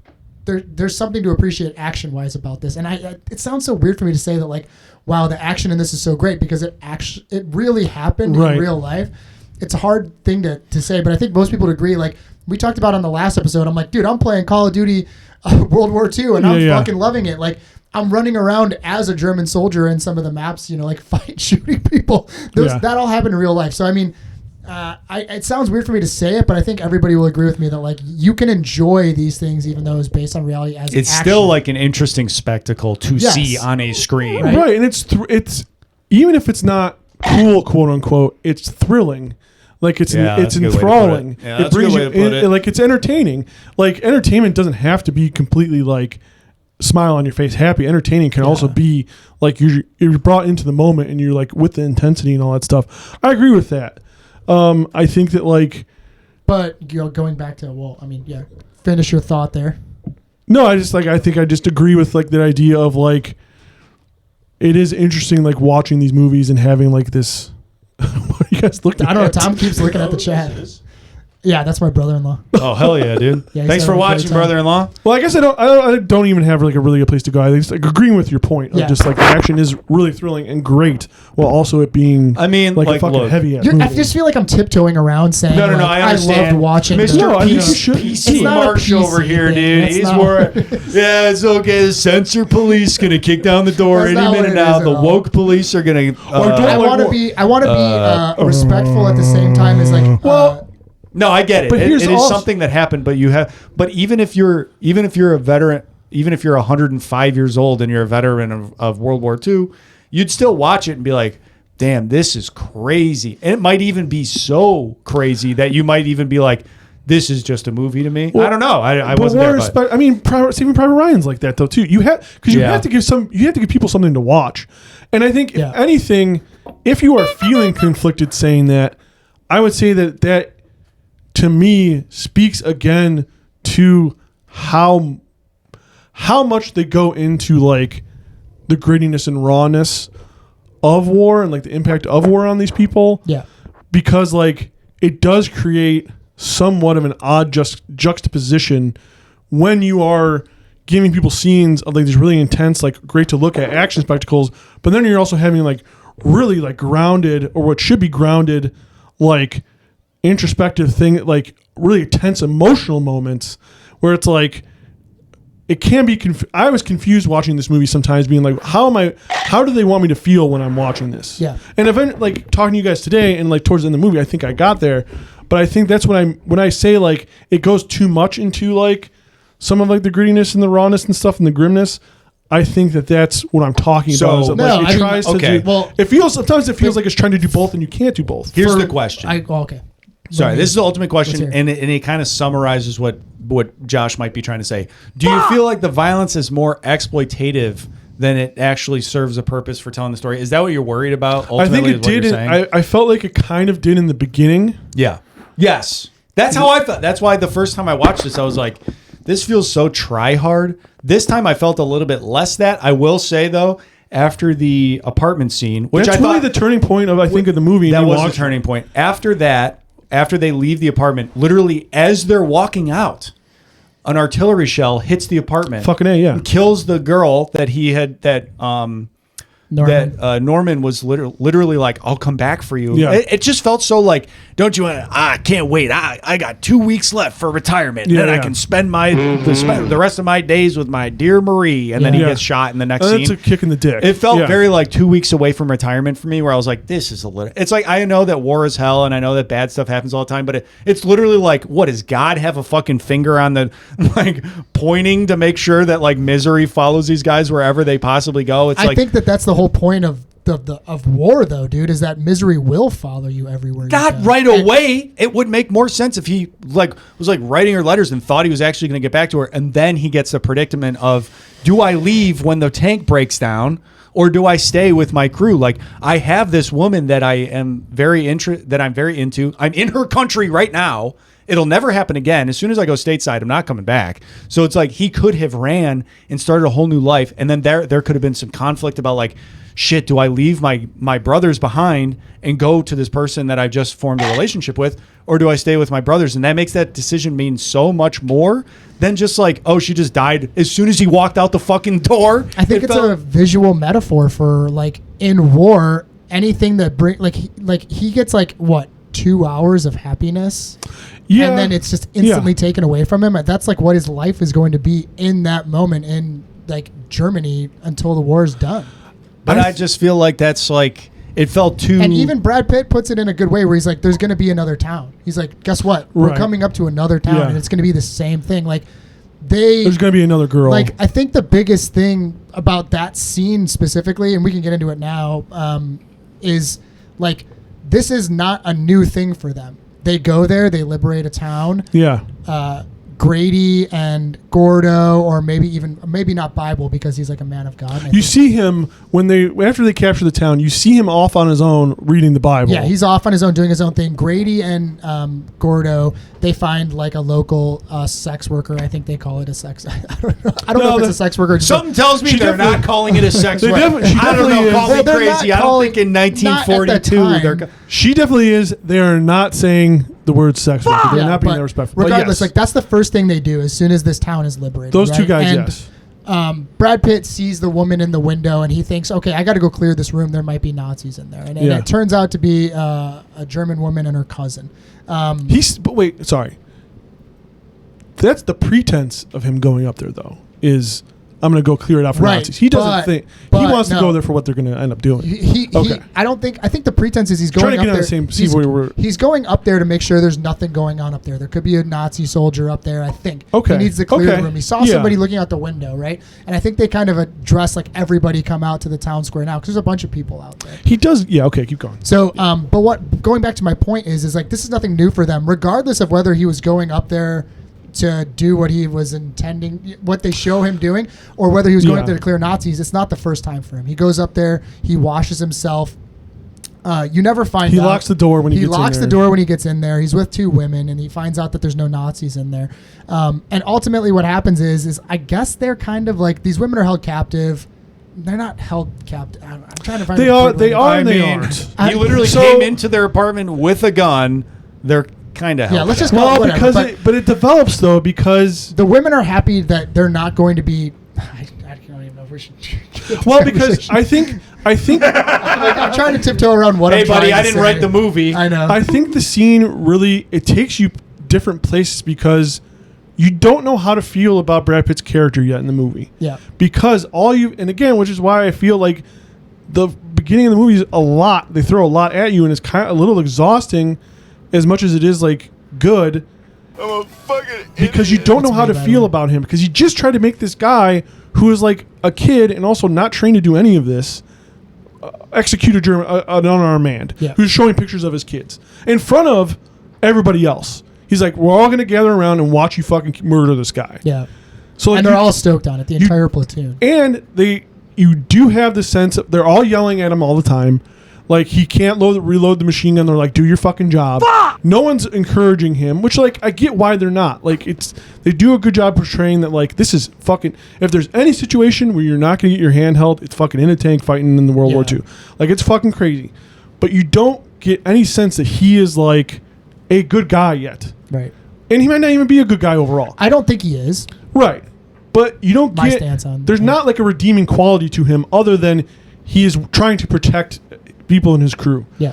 So you don't know what he is going to do when he walks into that apartment. Yeah. He locks the door. That is an aggressive move for an American occupying soldier to do in a apartment that you find out is just two women, unarmed women, who are hiding out from the American soldiers. They're scared of these guys. They've probably like run into shit like this before. So like you think that there is a chance that Brad Pitt is going to assault her. Assault both of them. Yeah. But I think it's All right, sorry. Why stop looking at me like I that? kept waiting for Josh to stop talking so I could make a joke, but I won't. Continue. That's fine. But he like, I think it takes it is which why I think this scene is so important to the movie is that it's taking you through that journey of like, who is this guy? What the fuck is he gonna do? You're Norman in that moment. You're Machine. You're just like, I don't know what the fuck this guy wants from either of these women. Right. I don't know what he wants from me. I don't know what he's gonna fuck because his posture and whole thing is he's aggressive. He's ordering them around. He's grabbing them like aggressively. He's looking like he's got his fucking like. And then he takes out the eggs, and he's like, she's like really scared. He takes out the eggs, shows her the eggs. He asks for hot water. He speaks German, by the way. Yeah. And he gives her some cigarettes. Okay, that's a benevolent thing, right? In the context of war. Like, we're not saying any of this is like he's a fucking perfect gentleman or anything like that. But, like, you're like, okay, he does that. But he's still very much this fucked up guy who's aggressive and sitting there kind of like, he takes his fucking shirt off and starts shaving and, like, washing himself. That's weird. And, like, these women are clearly on edge throughout this whole scene. Norman's clearly on edge. And then it kind of turns into a thing of, like, and I'm speaking from my own experience watching this, not knowing what's going to happen, being like, okay, so maybe he just does want them to make him dinner in, like, a weird, fucked up way, kind of. Yeah. And because he's not really doing anything else. And then he, like, the one younger blonde girl, like, comes walking in, and he, like, grabs her, and he kind of looks at her, and he's, like, talking to her again aggressively. And he comments, and he says, like, she looks young and clean or whatever. And he tells Logan Lerman, he says, like, if you don't take her in the bedroom right now, like, I'm going to, right? Hang out with these smoking hotties. Yeah, that's what he says. He says, hey, let's go hang out with these smoking hotties. And Oh, that was the wrong one to play. and they're like, that's a fucked up thing to say. And they go in the bedroom, and then he goes and talks to, like, the older lady, and, like, of the two, and he says, like, hey, you know what? They're young and alive. So you're like, okay, then what's his fucking game? I mean, I'll stop ranting, but, like, I mean, so far in that scene, this is what I was experiencing, feeling as I'm watching it. Yeah, it's a very uncomfortable sequence. And I think it's supposed to be. It's supposed to be uncomfortable for sure. I don't know. It sounded like Josh was kind of hating on American troops, and therefore I'm going to kind of pass the buck a little bit from my Tavington love to Josh. So he's now the traitor, not me. No, I felt the same way when I watched this scene the first time. I was like, well, you guys made me take off my pointy helmet. Like, I walked down here Like with this the Kaiser? Yeah, you guys Yeah. fucking made me take that Wrong off. word. well, you can put it No, back. it's the same. You know. No, it wasn't. It is. It was not the same. History Marsh over here. We had no idea you were such a history buff. I know. Ever since we started this block, I've just gotten really into history. Yeah, when I watched the scene the first time, I was kind of like, these guys kind of suck, actually. Brad Pitt kind of sucks. You know, him making the comment about, like, if you don't take her in the bedroom, I will. I was like, what the fuck? Yeah. I mean, and it's not like a joke. Like, hey, man, if you don't do it, I'm gonna. Yeah. It's not like, hey, she's hot. It's a serious threat. He's man. like, It's if fucked you up. don't, I fucking will. Like I said, this is not the first time this has happened. And would he have actually done anything? It's left up to you could decide whether or not. I don't think he would have done anything, only because, you know, ultimately what happens is the rest of the crew find them in that apartment, and they're drunk, and they get really angry, and there's this huge confrontation between the guys and him. Mostly, if I had to guess, it's because they weren't invited. They felt like he was kind of looking down on them. Yes. But it's like, obviously he's going to look down on you. You act like a fucking animal. John Bernthal's character acts like an animal. He says that to John Bernthal in the beginning of the movie. He's like, you're an animal. The only thing you understand is the fist and the boot. Yes. Yeah. 1,000%. But, like, I think that's also getting into their life in the tank and what Brad Pitt's character. So Brad Pitt's character, let's say this, right? He's the tank commander. He gets to maybe pick who is and who isn't in there. His ultimate goal is to, one, win the war, right? And then two, to survive. And then to keep his soldiers alive. So he doesn't have to like who they are. No, they he don't have to like him. He probably doesn't like them, No. right? But they all have to kind of, like, work together and kind of have this weird family bond with one another. Yeah. And, like, you know, like, he knows how to treat every single person in this platoon, right? And, like, he knows, like, yeah, maybe what he would bring Norman up there for with the women to just have a normal moment, he's not going to bring the rest of the platoon up there. No, and he No, wouldn't. of course, because he knows they're going to fucking ruin it. Which they do. And they do. But again, why I like the scene so much, you start to see once fucking John Bernthal stops being fucking Beetlejuice, and it gets a little bit more grim. And, like, throughout this whole scene, like, once those three guys get in there, like, Shia LaBeouf is just, like, in the corner, like, staring fucking daggers at Brad Pitt. Yeah. And he's great. He's just fucking staring at him. And, like, they sit down at the table, and, like, they're talking about, like, well, how come I don't get an egg? And, like, you're thinking of, like, why do they give a fuck about eggs? It's probably because they don't have fucking any fresh food. Yeah. And that's why I think the story that Michael Pena tells is so important, because it gives, like, context to, like, why they are acting like animals. They are acting like shitheads. But at the same time, Michael Pena is like, we fucking literally spent 3 days murdering horses, and, like, we've done everything since then in this fucking tank, and the person that you're sharing, like, this fucking nice sit-down dinner with is the person who just got here. Yeah. Like he hasn't even done anything yet, and like or the enemy. So and like also they're these German women. Yeah. It's like you're sharing all of this with them, and the people who have literally fucking given everything for you were not even considered for this. Should they have been? Absolutely not. Like, I think a thing that I've been kind of realizing as I've been watching movies this year is like great scenes, like great directors. I don't know if David Ayer is a great director, but like they make you feel for the people that like ostensibly by how they look and how they act, you shouldn't feel for. It's like one battle after another.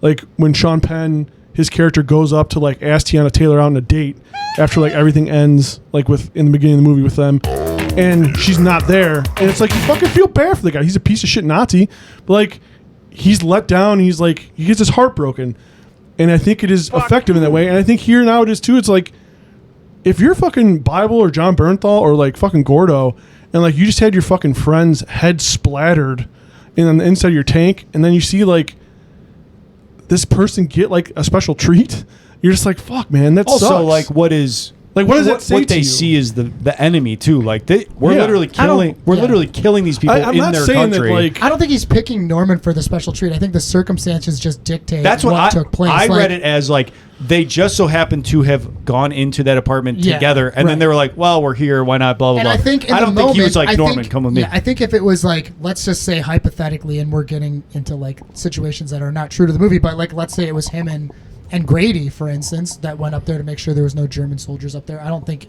that would have taken place. He See, I didn't would've read it that way. Maybe just like be like, hey, let's get on out of here. Let's leave them be and let's go.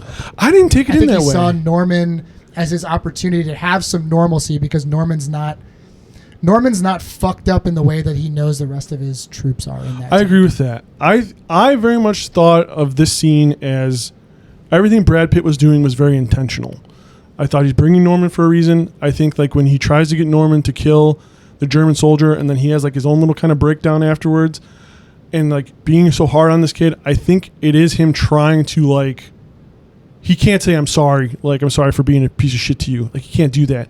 But he can be like, hey, like let's like, and also because he's like, because Brad Pitt's also selfish in the way of I just want a fucking like peaceful dinner with like good food and like clean Yeah. nice people. Like I just want to fucking have something I just want to be away from the resembling tank real for a little life. bit. Yeah. Like that's his motivation too. Like I think he is trying to say sorry I think he does pick Norman for multiple reasons. And like I don't think it is purely circumstantial No. of like they just happen to be in this apartment. For sure not. I also think that this scene is super important too because, like, and we'll cover the end at towards the end of the movie when we get to the end of the podcast. But obviously, Brad Pitt, I think, and he's his character, I believe, like in watching this, is struggling with what he's done, what he has to do, like what's still yet to come, and then the inevitable fact that he's either going to die here or go home remembering all the fucked up things that happened. Yeah. And I think that he's struggling with that. His character's struggling with that the entire movie. And I think even in the moment, it's almost like what's the word I'm thinking of? I say this on the podcast all the time. What's the word I'm thinking of? He's trying to have this normal moment, right, in Germany, and it's instantly ruined. By his Exactly. platoon. It's not going to 100%. happen. He's never going to have a normal moment, probably He for the rest can't. of his life, which is another like thing for him. He can never escape this ever, no matter what. And I think ultimately what happens at the end, while it does, it's played off as like a heroic moment. I think he's literally committing like he's doing a 1,000%. suicidal act because he Yes. wants to die there because he knows that he can never go back to a normal life ever again. At the end, I don't think he would have told any of those other guys that there was an escape hatch. I don't think he would have No, thought yeah, about it. I right. think he would have. I don't think he thinks Norman Given is them the special. option, yeah. But I think and I think again in this apartment scene, I think he thinks of all four of them, besides the new guy. I think he thinks it's like we are all just like incredibly fucked Yeah. by everything that we've done, And like scene and yeah. and him Yeah. ending the scene And they like all know that. I think him they all know ending that. the scene and spitting the egg and like slamming his revolver down, just being like, you know what, fuck you. We fuck if you. Fine, I ruined won't this. have a nice day. Fine. Yes, Yeah. exactly. You just fucking fine. I just won't have anything, and I'll fucking kill you. Like, and then you like the scene, like the line that we talked about. I thought was really fucking compelling. It's like when Miguel Pena is just like, "I'm fucking drunk. I'm sorry. Like I shouldn't have told that story." Yeah. It just goes. It's just like all these guys. I thought that was where my view of the movie. I started to fucking finally realize that like what they're trying to show you, it's like these guys are just so fucked by everything. David Ayer has a really cool These guys are not heroes. anecdote about that scene in that documentary. He's talking about it, and it's like what he wanted to portray in the movie was like the worst Thanksgiving you could ever imagine in your life. You know, like where your uncle gets too drunk and says something, and like everybody just ruins everything for everyone. And I think he nailed it. You know, like the tension he was trying to build in that scene. And every character has their own little moment there. You know, Grady's the one that you're just like, fuck off, Grady. I hate you so much. Yeah. And Michael Pena is the one that's drunk and oversharing about a, previous conflict that they were in. Like that you could see like that would probably happen if he came back stateside and was out with people that weren't in the war and got drunk and like overshared, right? Yeah, for sure. And Shia LaBeouf's character, who just kind of has this 1,000-yard stare of like, and like, his eyes have so much emotion in that moment where he feels like betrayed. Yeah. There's just a lot going on. It's a really, really awesome. John Bernthal's like, maybe I should shut up. He's like, no, you should keep talking, like Bible. Because again, like if we're talking about like why he brings Norman, it's like if you're looking for a respectable member of your platoon to bring, why not bring Bible? Yeah. But Bible's a fucking weirdo. Yeah. Like, they talk about that in the movie all the time. It's like they don't like Bible telling them about like Jesus and God and everything because there is no God in this fucking tank. Yeah. So like. Him being like, I'm not fucking like these. I think he calls them heathens or whatever earlier. He's like, I'm not like these guys. Why didn't I fucking get picked? So like, I don't know. I think this is like a foundational scene in the movie as much as like all the action stuff. Yeah. And I would have liked to have seen it more. I think that if the beginning had been more even going into this, I think the movie overall for me would be more effective. But this scene is still very effective, and I think the movie really kicks into gear for this like last hour after this. Yeah. So yeah. All right. Play the fucking like Jizzy Jism. Jizzy Jism. I can't do any of the fucking stupid ass drops during that conversation. You know what I mean? I don't know. That's an important part of the movie for me. It's hard. It's like when you really think about the movie, realistically, I mean, a lot happens in the movie ultimately, but we haven't been going play by play because we don't really have to. No, the movie I mean, realistically it's based around 3 set pieces. It's a character movie. I mean, that's why all the characters are very unique. It's more about Norman's like sort of descent into like war and whether he's going to allow himself to become which like the other guys, which he does to an extent. And realistically, the whole movie culminates in 2 scenes. It's the dinner scene where we get to know more about them, and then it's the tank scene, which is towards the end, the final stand.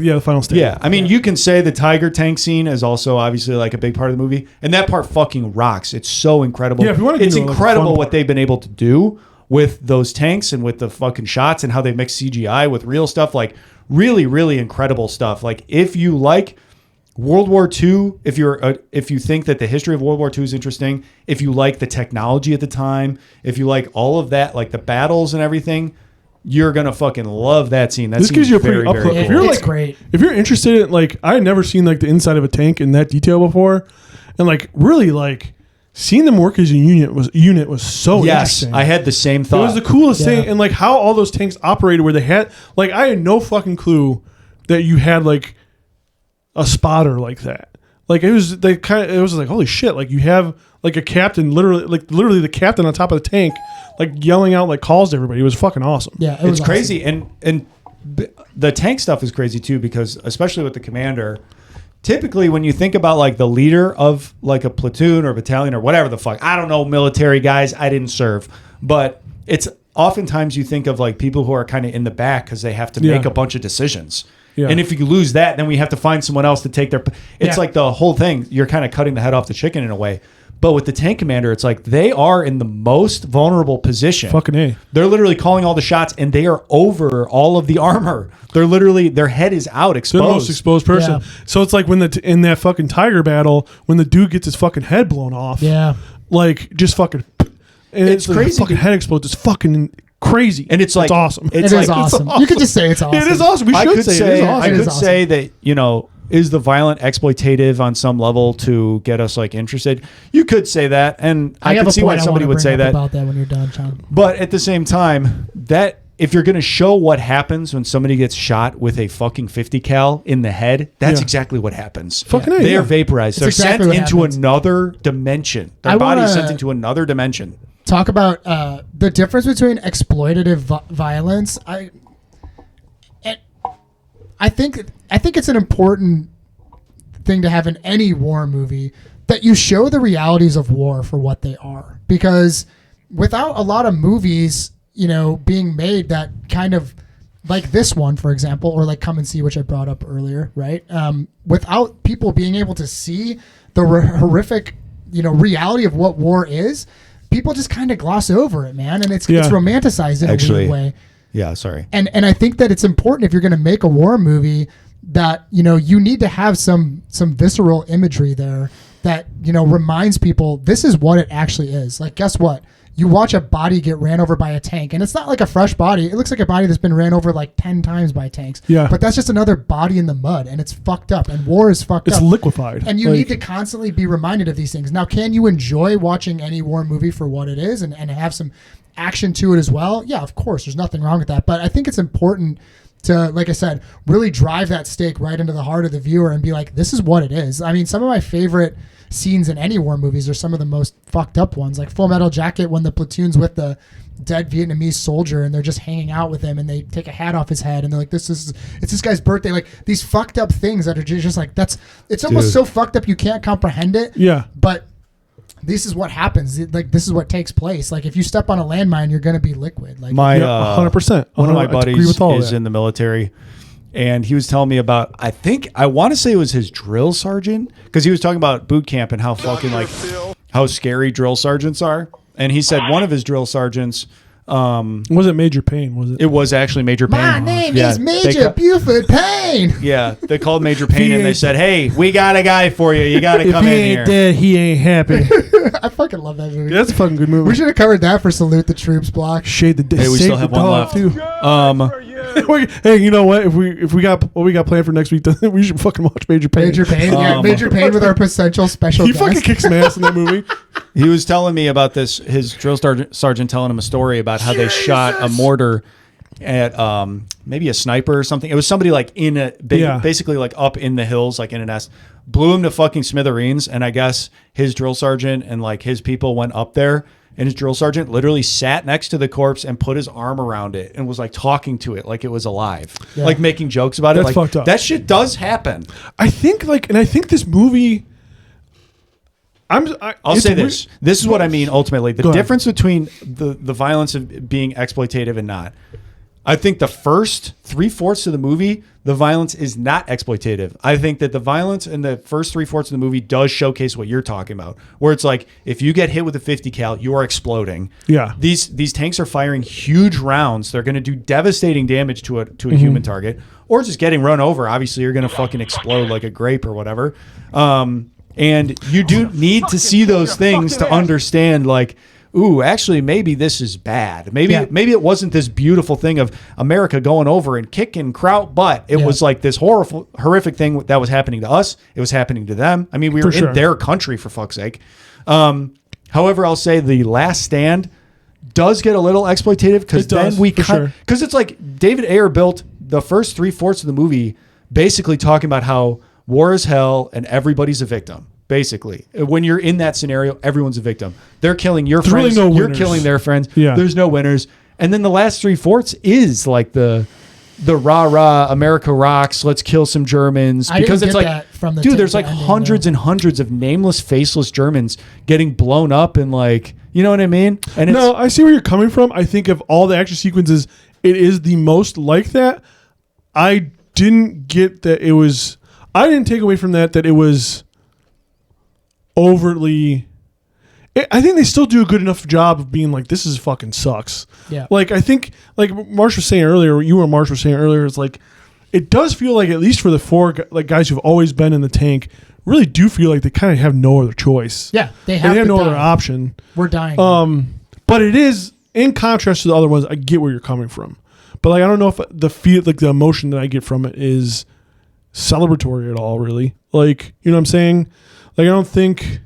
No, what I'm saying is, it's the final stand isn't like, hell yeah, I love killing people, even though Norman does say that at some point. He's like, this rocks. I love killing Germans. But he's like, I want to fucking slam dunk right now. I love blowing people's heads off. He gets back to the world, he's filling out a resume, and it's like likes and like skills and likes and dislikes. He's like, fucking killing fucking Nazis. Yeah. Oh, he's like, can't put that down. Oh no, I gotta erase that.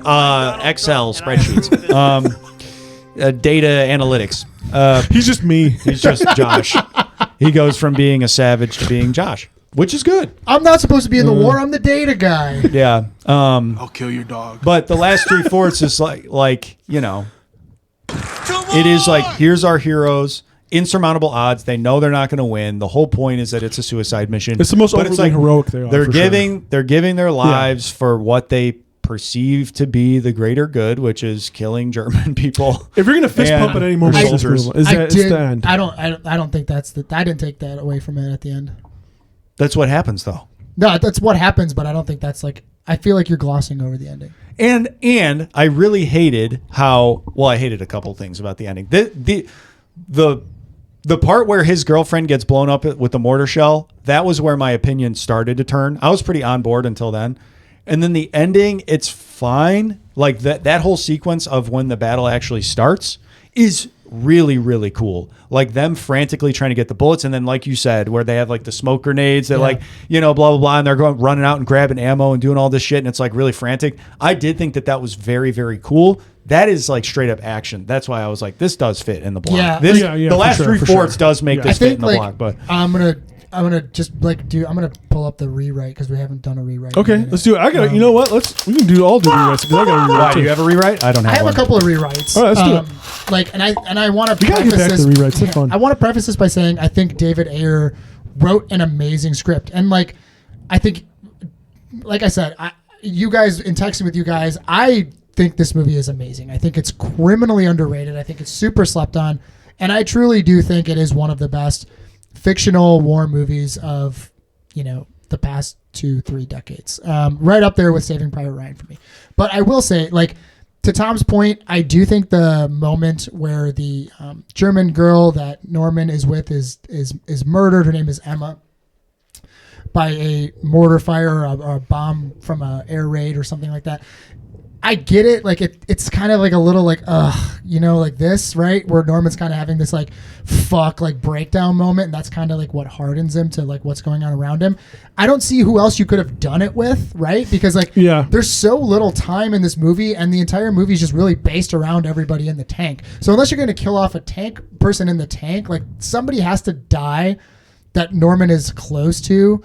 And I think that was just the character that it had to be. No, I don't think so, because he had already killed a bunch of people by then. Well, it's not like he hadn't fired. I'm saying there needs to be a moment where Norman's like, "Fuck, this is fucked up," right? And whether that's rewritten where he sees the platoon that they're with get blown up in some fucked up way by a hidden Nazi, in a back room or something, right? Where he needs to see the horror of war to kind of activate himself to the situation he's in, because I think. Up until that, he's forced to kill the soldier. He's really not there yet. He's not battle hardened. Yeah. And you need to have that moment where he's like, fuck this. I hate Nazis now, and now I know I'm a killing machine, and I think that's when they even call him machine. They call him machine right right before the final battle, I think. Yeah, because he's saying fuck you fucking Nazis. Yeah. You know what? I thought the plot point of Emma getting blown up for what it was trying to do, I think it worked. It worked for me because I think oh yeah, I liked it too. Yeah, I think it did work. I wasn't rewriting that, but I can see why Tom didn't like it too. I see both, but I feel like I agree with you, Marshawn. Is I feel like it does give him, it pushes him over the edge. Where it's again his break kind of into being more like them isn't really a triumph. Is not a triumph. Keeping with the whole movie, is not triumphant. It's he fucking goes cuckoo bananas. Yeah. He's fuck you guys. The rewrite that I had, that I should say now that we're back. The rewrite I thought that would have worked better was, instead of introducing the new Norman character that needs to be battle hardened, Norman maybe is just riding with them and there's nobody from their tank that's already dead. And you're just with an entire cast that's already battle hardened, that has nothing to live for. And that would have been, to me, a better movie. So not even have Norman in it at all. Yeah, if there's no new guy that needs to learn the ins and outs of war, if it's just you're along the it's kind of the same in Saving Private Ryan too. What's the character in Saving Private Ryan that's also a typist, right? That they introduce. I don't know. That character works better to me. And him and Norman are interchangeable characters. They're like the same character essentially, right? Like the typist in Saving Private Ryan is like, I'm not supposed to be in battle. I don't know what I'm doing. And by the end of the movie, he's battle hardened. He's standing over the German soldier. You know what I mean? Like he's very sympathetic. Him and Norman are kind of the same character. And I think I would have liked this movie a little bit more if Norman was already riding with them, like, and maybe like to make this go a little bit over the edge. If you were with Norman and his troop and they were seeing all this fucked up shit and you're just like seeing the stares on their faces and how beat up and dirty they are and how sick they are of being there and like they all kind of hate each other and they're arguing all the time, and then you introduce the Emma character and then she dies, that might be the take you over the edge moment where you're like, fuck, everything sucks for these guys so much. Yeah. That final battle scene might have had a little bit more. Or what might be good too, here's another rewrite for you. Yep. Here with a rewrite. I actually really like the idea, Son. that it's maybe the first guy that Punani? Yeah, I like that idea too. I like that idea. it'll play in some way, shape, or form. The first guy that that's dead already when the movie starts, whatever their Red. team is. I do like the Red. idea that they have already been doing this. And like you said, they've already formed this bond. They do kind of hate each other. I mean, you're stuck in a fucking metal tube. It's probably 200 degrees in there. Oh, it for probably smells. hours and hours. We were talking about how bad God. the Colonial War smelled. Dude, this must have fucking You know, stunk. this must I have can't even stink so imagine. bad. They're like I mean, where do pissing they- in the can. Yeah. Yeah. Oh. And shitting. I mean, it's not like they can just get out of the tank to Right. fucking go to the bathroom. Is that what they Ugh. were shit? Did they shit through the hatch? I wonder. Oh yeah, maybe that's what That's the hatch probably is what for. the hatch is crew for. hatch. But- World War II buffs, get at Hey, us. this is what you got. You got your bow tank. You got your bow gun. You got your fucking tank tube. You got your 50 cal. You got your shit hatch. I gotta poo. I gotta poo. I don't see why not, gotta actually. poo. But yeah, I like the idea that the team's already assembled. They're already like they want it to be over. It's like they obviously all like love each other on some, Yeah, they're bonded on a for sure. deep on a deep level, Yeah. but at surface value they want to kill each other. A lot of people think that they're all gay in this movie. too. Maybe they're gay. Actually, I've heard I that heard that argument. there's a scene that was actually cut. David Ayer cut it from the movie. That there's a scene where Brad Pitt sits down at the diner. I'm just trying to get with, Tom to wig out like from the Heat episode. He sits down at the diner with Norm, and he's like, "Let me tell you something. If you don't shoot that gun, there's a flip side to that coin. I'll freaking have son. sex with you anally." But that's what he says in the movie. I don't know. Ask David Ayer about it. I got a friend of mine from the world's. His name is Bob. He gave me some of this milk that he makes. Don't ask me how he makes it, but we're gonna put it in your coffee, Norman. I'm putting a little bit in a petri dish for you. Don't look under a microscope at this one. But yeah, if they were already a team and blah blah blah, I think that it would be more interesting to find out the story behind these guys maybe after the fact through like exposition periodically. Like that scene with the in the German apartment could have still happened, and we could have gotten a glimpse into like what drove these guys to be like this a little bit more. Yeah. Instead of seeing it happen to the character, because I know I see what you mean. And especially, I haven't watched Saving Private Ryan since I was like 12. Right, So I yeah. really don't remember it. So I don't remember the typist at all. Okay. But that's a little. I mean, that's a little Occam derivative. is his name. Don't you think it's a little derivative? I thi- I do think also, just to spitball off of what Tom was saying, like you get a lot from the actors, and the actors in this movie are fucking spitting hot fire. Every single one of them is fucking amazing. Okay, yes. But Sorry.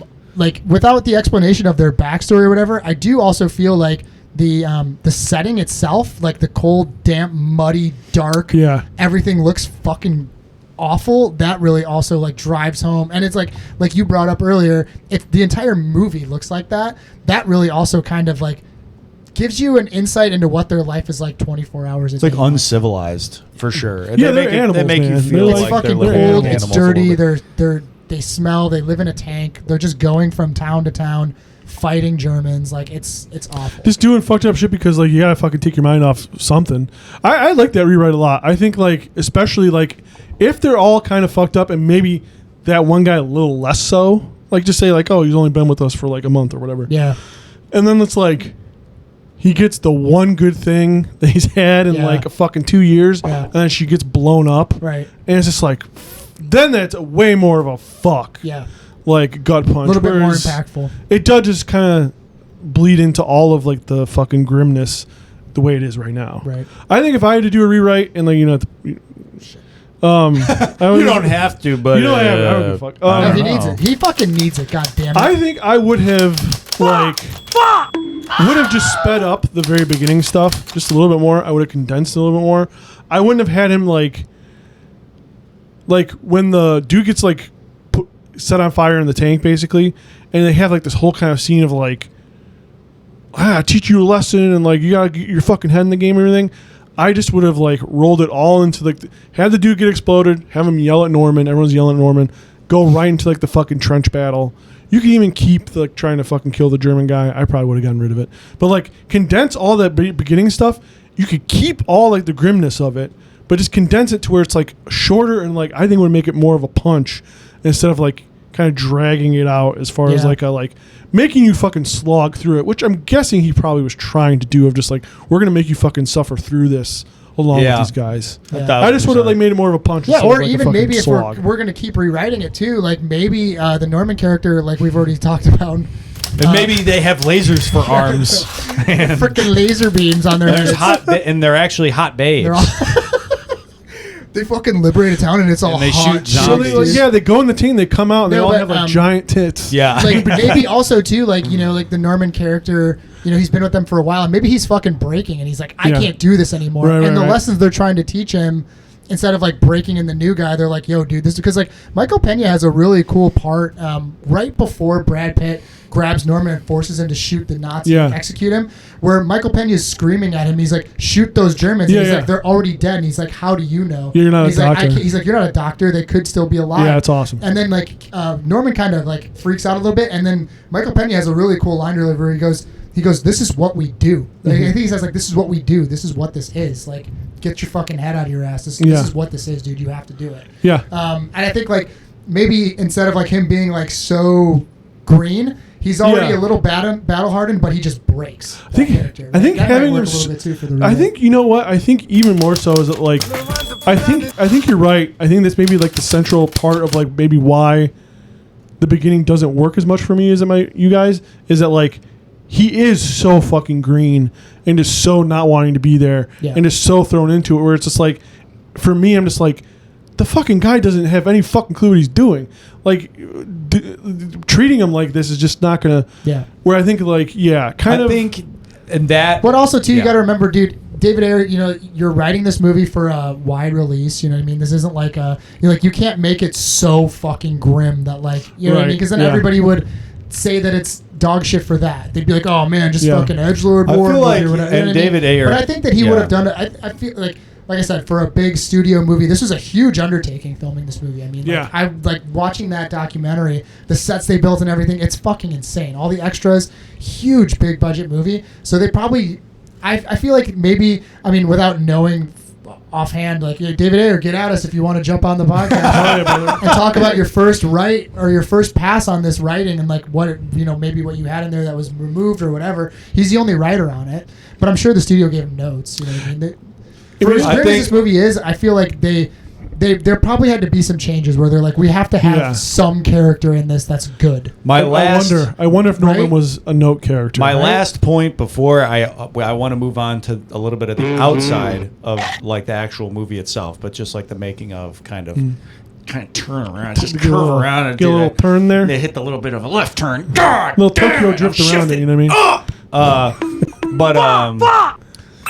I think the reason why I didn't like the movie that much the first time was because Norman he's supposed to be sort of the least fucked up. Obviously, he's completely green. He's like, I don't want to be here. I don't want to kill people. I shouldn't be here. Blah blah blah. And then by the end of the movie, again, he's kind of celebrating the idea of like killing a bunch of people. And it's kind of like, are you? So the notion of we got to show how fucked up war is because it's so fucked up and it fucks these dudes up and they're all fucked up. But then by the end of the movie, he's like, this is the best job I've ever had. I really like killing. Oh boy, I do like killing Germans. And it's just kind of like, why? Ultimately, why he shouldn't have been a green character in the first place is because it's like, well, you turned him into a monster anyway. So it's like you turn him into this guy who's like loves to be in war. So why not just have him start that way instead of trying to make it seem like it's going to be this moral tale of this guy who doesn't want to be there and somehow comes out on top without having to kill a bunch of people or like does what he has to do and he's like, oh, I really wish I didn't have to. But I mean, instead of having him at the end be like, I love doing it, love being a part of this thing, they should have just started it with them liking to the fucking chaos of it all. Instead of having this guy who's supposed to be scared and who's essentially supposed to be the audience. For sure, right. And then to have him at the end be like, this rocks, this is awesome at the end. It's like, so you think the audience is supposed to also think it rocks? That was my issue with it, and that was my takeaway. Also, I want to talk about at the very end when, obviously all the characters die. There's a couple things.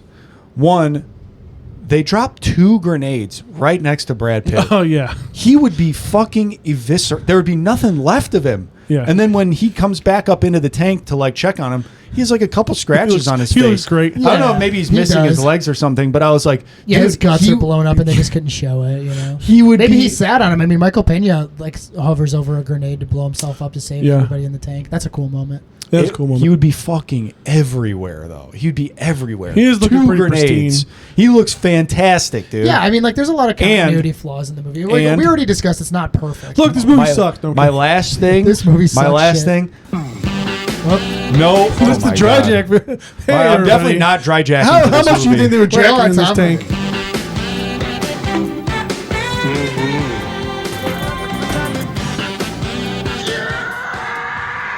Yeah, and we're back with Dry Jack. How often were you jerking off to Brad Pitt's dead body in Fury?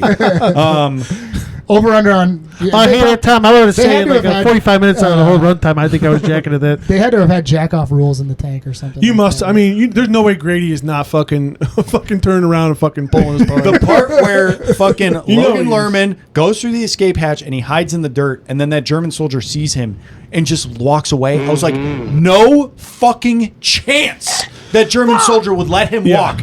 Now, the soldier might also be green and not want to kill him. That I understand. But there's no fucking chance that German soldier's not like, hey, got one.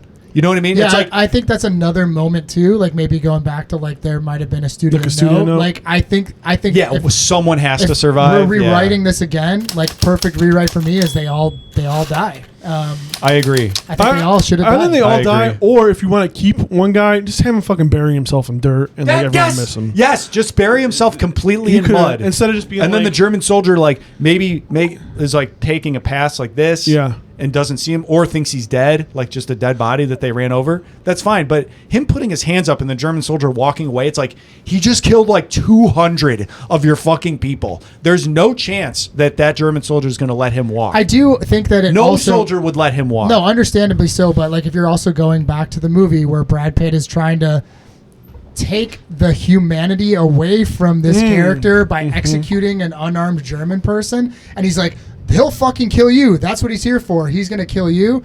I think it's also if this movie, if this entire movie, the entire cast of everybody in the tank except for Norman's character is these like sort of like doom-ridden, you know what I mean? Everything fucking sucks. Life fucking sucks. And Norman's like the only ounce of humanity. In that moment, he proves them wrong and like proves that there is humanity left no matter what. So I guess if you want a full circle. I think that's what it ultimately means. I don't agree with it, and I think it would have ended better if they would have all died. I didn't think about that. I think you're right that that's probably what they're going for. Yeah. I think we all agreed though that like it comes out of nowhere in the context of the movie too of like I get that point, but it's also like either they all should have died or he should have just hid. Yeah. I think if those were both and here's the way thing: better. if he's passing through, maybe he's passing through a town, and a German soldier sees him and lets him walk. That's one thing. But the German soldier actively caught him under the tank that just killed. So it's like, I know you're a part of the crew that just killed 200 of my potential friends, or at least people I know. It's like, I'm not letting you walk. But if they did something where like maybe he survived under the mud, and then when he's like walking through a town, a German soldier sees him and has the chance to shoot him, and then is like, no, you can go. You know, Yeah, for then sure. Yeah. it would tell the same story. It's of a like, Hollywood ending, you know. well, I know what you mean. They're basically when they're like, he's here to kill you. So to have him be spared by a German soldier is like the ultimate irony, and probably put some thought in his head of like, holy fuck, maybe I did do something bad. But it's Well, like I again, don't need to be a fucking it just psycho. It does not make any sense in any fucking real world. That's like the most that I could not suspend my disbelief to think that he would let him walk. There's just no way. Yeah, I agree No with you. I way. mean, like I said, I don't like that ending. I think, like I said, it's a very Hollywoody ending. Like it's almost kind of happy. That but was it's like not, the you know? ultimate plot armor. Yeah. But Like I mean, just you gotta pure have it. Deus You Ex gotta Machina. give the fucking pigs, you know, what they want to You see. fucking Yeah, you got to give freaks. the slop hogs. I You watched. got to pour some damn soda inside the popcorn, make it nice and mushy for you. I was watching. For all the people that got their souvenir Sherman tank popcorn holder, Dude, this that movie would be came out. fucking You know sick. they do that now. Like, Damn, with that they would, fucking- and I would totally fall for You it. just like you're eating your popcorn. There's a little Grady like giving you the middle finger and Could the be fucking fun. middle of popcorn. Now we're talking. We're watching the studio. That's my goddamn moonshine there. or whatever. You know, that's- Wait, what? That was my Grady impression. Dang old man, that's a good old moonshine, boy. Goddamn boy. That's It's like that's Farmer like New Fran. Orleans or something. It's like Farmer Fran Or from the Waterboy. that's like the bayou, dude. All right, sorry. No, I like it. I think. What was I gonna say? Oh, we're watching You guys this. know selling my bit. Now we're gonna have them. We're gonna have a goddamn shrimp. Drink a goddamn moonshine, boy. Goddamn peel and eat shrimp. Norman, when we get back to the world, we're gonna have a crawdad boy. You a man of God? You a man of God? Let me tell you something here. Are you a man of God? Let me tell you That's my something, Shia Norman. LaBeouf. You a man of God? Now we gonna go down to my shack and have ourselves a crawdaddy boy. That would have been really funny if they would have made one of the Southern characters be like, "Oh Lord, I have the vapors today." It is hot as the devil's tit out here. the heat in this tank is oppressive. Fuck, it had to have been. It had to have been super fucking cold in that goddamn thing all the time. freezing. Yeah. And super fucking hot in it. Miserable. Like, Literally no in between. what's You're worse? never comfortable. Yeah. It's What- impossible. What to would be be worse, tank or submarine? Ooh, I think I don't know. I was listening- dude, from this era, Yeah, we'll each go. I think I'm gonna. At least submarine you can walk around. Yeah, I'm a gonna say little bit. tank. I'm gonna say tank. Although no, Like, at least actually, in your submarine, you have a bed. yeah, but you can get off a tank. You're in a submarine. You're stuck there till you Okay, die. you I know guess what? they have more amenities. Let's put a timeline on it so it's all equal. It's got to be tiny as fuck though, because when I went to San Diego, I went on like a World War II like battleship Yeah. they had there. I did a whole tour of it. I can't remember what it's called. And like that thing is massive, and it was still like tiny as Well, fuck. Yeah. have you ever done the exhibit at the? Science and industry? Is Yes, it science and yeah, industry or is yeah, it yeah. field? I can't remember.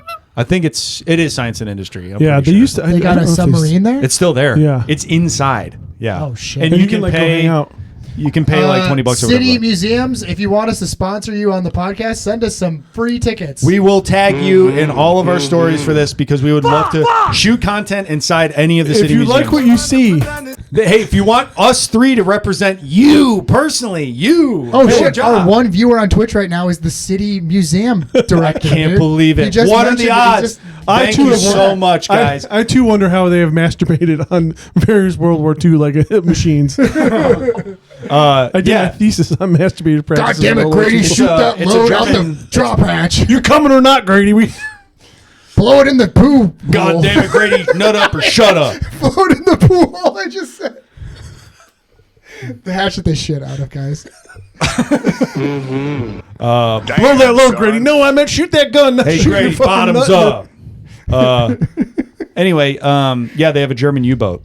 And it's indoors, and you can pay Okay. $20, and you can walk through it. It's. All right. Well, I said my piece. I would say tank is the worst. Yeah, I'd say tank is the worst. If it's the same amount of time, If we're saying 7 days, tank or submarine, and you can't get out of the tank, no. oh my god, tank's the worst. Holy Yeah, you shit, can't dude! get out You're of the seated tank. for 7 days. Yeah, no, dude. Okay, you know what? Okay, you can get out There had to have been circumstances Once every where they 2 were in days. them longer than 7 days. I bet. once in every 2 days because you can at least walk. There's like mess and stuff like that in the submarine, the mess hall and stuff like that, right? So like you can, there's places you eat, like you can't walk around. Oh, dude, tank's the worst because submarine, you at least can lay down, you can walk even if it is cramped.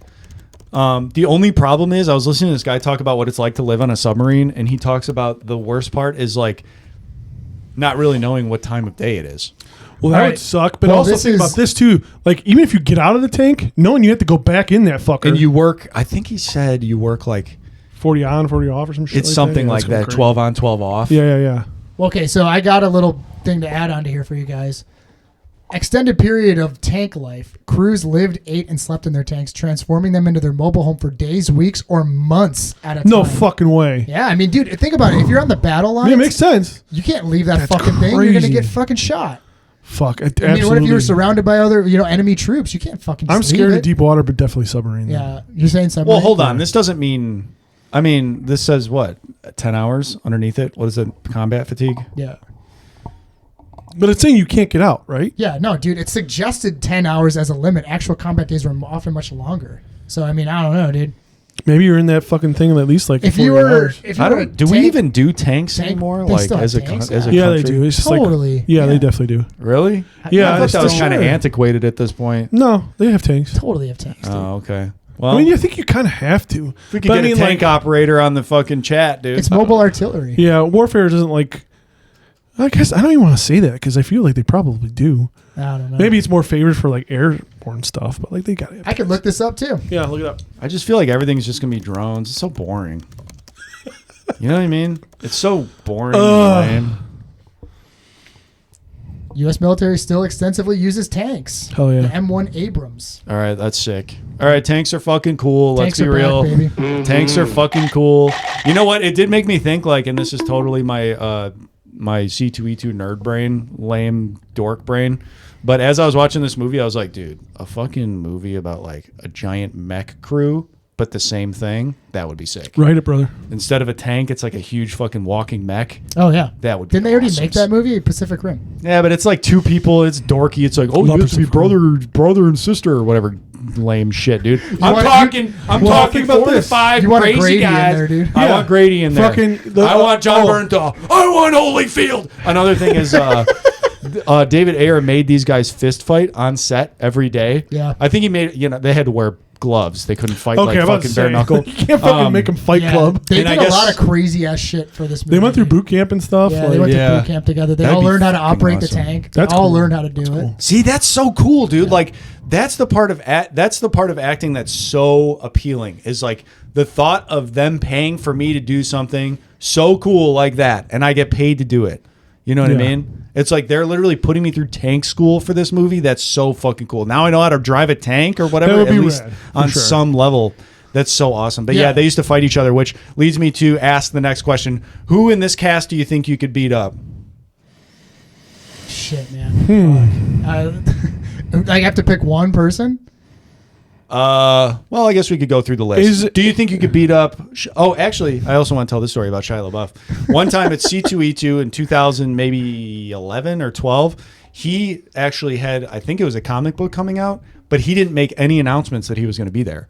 I don't sounds like think him. so. He's fucking nuts, man. And so he had a booth for his comic book, and I remember there was no line because I don't think anybody registered because he like wore his hat really low. He was trying to stay like incognito, so there was no line to see him. And I remember walking up and like rounding the corner and seeing him like get out of his booth and like take a picture with like a random fan. And I was like, that was really wild. nice of him. But anyway, Shia LaBeouf, do you think you could beat him up? That's the story? Yeah. Dude, I thought you, And then I beat him up. Is that what you want I to thought hear? you were going to be like, and then I met him and hung out with him, and he was like, yeah, man, I appreciate that. No. I appreciate you, I'm brother. grateful for that. Listen, brother. I'm I appreciate you. Eternally grateful. When I give my heart up to a role, I'm giving my heart. I'm giving it my all. I'm That's a giving good it my one. There we everything. go. I said time out. he gave you a I don't know Honey if Boy I could. branded honey Dude, bottle. I don't know, dude. Honestly, like It's shaped when like it him. when it comes to like Hollywood actors, I'm always kind of like, yeah, I could probably beat up most of these guys. This is a tough one because John Bernthal, Shia LaBeouf, and Brad Pitt all seem like they would be fucking crazy and not easy to beat up. I bet Oh, well, all of them Gup like Anya as to well. tussle. It's the difference. They all seem like guys that could and will fight. yeah. I was gonna say like my thing would John be Bernthal, especially. He literally did. Yeah. He almost went to prison for like almost Yeah. killing a guy. my question would be, can I guarantee that LaBeouf and Bernthal will not pull a knife or something out on me? Like Gloves. guaranteed Gloves. Oh, so Not it's like bare knuckle. it's sparring. Yes. Am I as fat as I am now? Strength No, this is after GLP-1. 6 or 7 months of GLP-1. Ooh. No, let's say 2 years. So I'm rocking it like a So you're at like 2 years. Yeah, let's give you 2 years. 285. I think I could probably take everybody Yeah. I could see just that. because. And I hate to be this guy. I like this segment, by the way. Which of the cast can we We should beat just do up? this every time. Dude, this is what are you talking about? The Could you show's beat called up- About That Action. Could It's you not beat up Chuck about Norris? that freaking action. poetry, We are dude. about that. Just because actor, and I don't know how tall Brad Pitt is. Just because actors are so bet he's like 6 fucking feet. tiny. I'll look this up. John Bernthal's tiny. He's probably 5'9".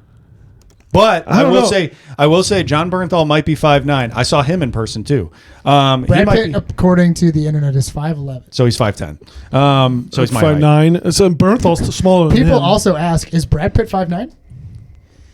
That's what people ask. People ask that People often. ask Well, then I don't know. I don't know if I could take all of them. 'Cause I don't I think- couldn't confidently say I could take I'm you. not taller than. I'm not tall enough than John Bernthal for him not to beat me up. I think that he would beat me up. He has a lot of experience. He grew up boxing. He has a bunch of brothers. He literally almost went to prison for almost killing a guy in the street by punching him. So I don't think I'm probably going to win a fight with John Bernthal. Yeah. I think I could hold my own against Shia LaBeouf, I think LaBeouf is the clear one. and I think I could hold my own against Brad Pitt. I think I could also. I think Bernthal's maybe the one X factor. He's the one. He's the one. I think. Is John Brad Pitt Bernthal drunk? gives me the impression that if I Is Brad hit, Pitt drunk? wait, what's up? Is Brad Pitt drunk when we're fighting? Is he That, always? that could isn't be he always worse drunk? for you, dude. Yeah, that's what I'm saying. Yeah. If you Oh, get yeah, drunk in yeah, yeah. boxing. Yeah, I feel like John Bernthal gives me the vibes of like, unless you really crack him good, he's probably not going to show any signs of Yeah. like I bet he can take a hit. His nose has been broken like 5 times. Like I said, dude, they Yeah. all He seem has like a they face like to like scrap. he has a face like the fucking Easter Island head. Yeah, they Alright. all look like they like to scrap. Marsh, what do you think? Yeah, I mean, and they dude, do I like don't to know. scrap. They literally had to. I guess if I'm picking somebody, dude, I fucking hate to say it. I'm gonna if I know for sure I'm gonna win it. I'm picking fucking Logan Lerman, dude. Norman. we were focusing on those. Oh, three. I guess I didn't Yeah. really If think we're about opening Logan it up, Lerman. I guess Logan Lerman. You know what? Yeah. And watch, you're Percy going to Jackson click on it. It's himself. going to be like Logan Lerman has been an MMA fighter for 15 years. Brad, probably. Yeah. I mean, We're never going to meet these people. It doesn't matter. They're never going to listen. what if they do though, But- Tom? What if they do? And they're Shia like, LaBeouf calls up. He's like, I'm going to come down there. I'm going to beat your ass. Hey, listen up, Tom. I'm tired of it. You're not giving it your all. You're not giving it your all, your passion, all your heart. I'm tired of it. Is that good? that was pretty fucking good, dude. Does he talk like that now? Yeah, dude, Yeah, that's how what he talks sounds. like. No yeah. fucking It's like, way. I give it all my all. I give it all my passion. I don't get in. No, I'm not acting. I'm not playing no game. I'm not turning up no bullshit. I'm not playing with toys. There's like So he there's a talks like dial in Riff my Raff? head. Yeah, a little bit. Yeah, he He kind of kinda does talk like Riff yeah, a Raff. little Yeah. bit, yeah. Fuck. Kind of does. Oh, he pulled a fucking tooth for this movie. He literally pulled that missing tooth. He pulled that out for this movie. Yeah, and there's And if You know, you don't maybe I think he couldn't beat him did in a that, fucking he fight. fucking Oh, got his man. entire torso tattooed for another David Ayer for movie. tax collector. Collector. We were just talking about that movie. Yes, me and Josh were just talking about. Have you seen Dude, it? I fucking love that movie. Are you you know what? serious, Yes. dude? I thought Perfect it was movie for the podcast. Let's we can man, do you want I to wrap hated up that Fury movie. and then talk David Ayer because Yeah. there's a couple things you said, Marsh, that I wanted to. Well, I guess it still has to do with Fury. You said in one of the texts that you sent that you love this movie, but there are things that David Ayer can't help himself but not do. Yeah. What were you talking about? Okay, so like, I think you could probably say this about a lot of filmmakers, right? Like Quentin Tarantino can't help putting feet in his Right. movie. Yeah. Oh yeah. Because I've yeah. only seen. Oh baby. He wrote Training Day. So, like, if you've seen Training Day, he wrote that. I've seen The Beekeeper Which- and Working Man, and I've seen Oh, he did Suicide those Squad. too? Yeah, Beekeeper and Working Okay, Man. Dude, so you've it never is seen fucking- you've never even seen The Tax Collector? No, I haven't seen, like, Dark Blue. I haven't seen, like, Street Kings or whatever. What Or, about what's the other with Christian cop one? Bale? No, I haven't seen Hard Times or whatever. Hard Times, Harsh Times. Harsh Times, I haven't seen that. Or I haven't seen most of his movies. I already Bright forgot. with Will Doesn't Smith. matter. Nope. Oh, that was David Ayer too? Yeah, Damn, David he's Ayer. all over the place. It's so crazy how many of his movies I don't like, but how Training Day is literally one of the most perfect films ever created. Yeah, I mean, like, he's got an interesting filmography, but like, he does this thing with his characters, and I love it. But they're all too tough, and they're all too. Okay. And I don't say that in the way where I'm like they're all too badass or anything like that. Yeah. They're all like tough, hard guys. Like these are hard men, hardened men. And in every movie, like those characters are, the focal point. End of Watch is another amazing David Ayer movie. Sabotage, if you've never seen that, is an awesome fucking movie too with Arnold Schwarzenegger. Man, he did a lot. You know what? I wish I could put it into. I guess the only way I can describe what I was saying to you guys in that moment is like, as somebody, I'm a huge David Ayer fan. I love all of his movies, the ones he's written and directed. Suicide Squad is my favorite DC movie of all time, and is that for Jared real? Leto is my favorite Joker. I've been on the record as saying that multiple times. That's not a troll, I swear to God. I can't keep I doing literally, this. I looked I'm at being your, so I cannot for real keep right doing now. this show. Yeah. I looked at your letterbox and you gave it 1 star. Yeah, because the vibes were all off when I went and saw it. The first one, dude? The first Suicide Squad? Yeah. Yeah, the vibes just weren't there at the time. I But saw I, that. I came around on it after a while. Really? No. Damn, that's why I was laughing because I was like, your letterbox. Dude, says- the second Suicide Squad movie is so much better. It's No like way, dude. I don't, unbelievable. Wow. I don't know what movie No, Damn, you need to dude, update the some of your first one letterboxes, fucking man. Sucks. I can't go back and update them, dude. There's so many updates. Man, I have to hated that movie. do. Look at what I gave the Tax Collector, though, dude. That's a 5 stars Okay. on the vibes. for All right. me, That for hurts. sure. Fucking, that's That why I laughed at hurts, you. dude. That Fine, if movie you like is- it. I mean, I fucking love that movie. And like Harsh Times is another one that people rag on big time. I fucking love that movie too. End of Watch. Have you seen End of Watch? no, heard it's good though. End of Watch is a really, really good movie. I think you know what I think of it like I've said this a lot this podcast, but like I think maybe the final thing of like why I didn't connect with the beginning of the movie, I think is more perfectly put into like what you're saying about them all being tough guys. Yeah. If you would have had them show some sort of like softness to them, I think they did. I don't think they did. Not in the I beginning. think Brad Pitt did. Yeah, but barely though. Like he goes off to the side and is like, I don't know. Oh, in the very beginning. Yeah, that's what I'm talking about. Oh, Like the first no. hour. I think that they need to be. I think they need to be like. I need 6 hard men. I want to be in a room with these hard men. We got to get that David Goggins clip. You got it. You got to have that one up. I'll clip that one for you. But I say, is that for my fucking diary that It's- you guys pulled up for? But you have to have them seem like these like irrational like killing machines Okay. first, Okay. because then you learn to think of them as that way. That way, when they show their sign, like when he trades the eggs Yeah. with the woman after John Bernthal licks them and then eats them. Yes. It's kind of like it's showcasing that not only is he nice That did to work. switch the Yes. food, but he is also like hardened enough to eat the eggs anyway. Yeah. And one thing we didn't say about that scene is that like it is fucked up that he gives him the ultimatum of like take her in the bedroom or like I'll take her. But like when he says to the one lady that like they're both young and alive, I don't know if it lands because of like the vibe of the scene, but you do get the idea of like at least the intent is to be like the world fucking sucks for all these people, and it proves it by her getting blown up.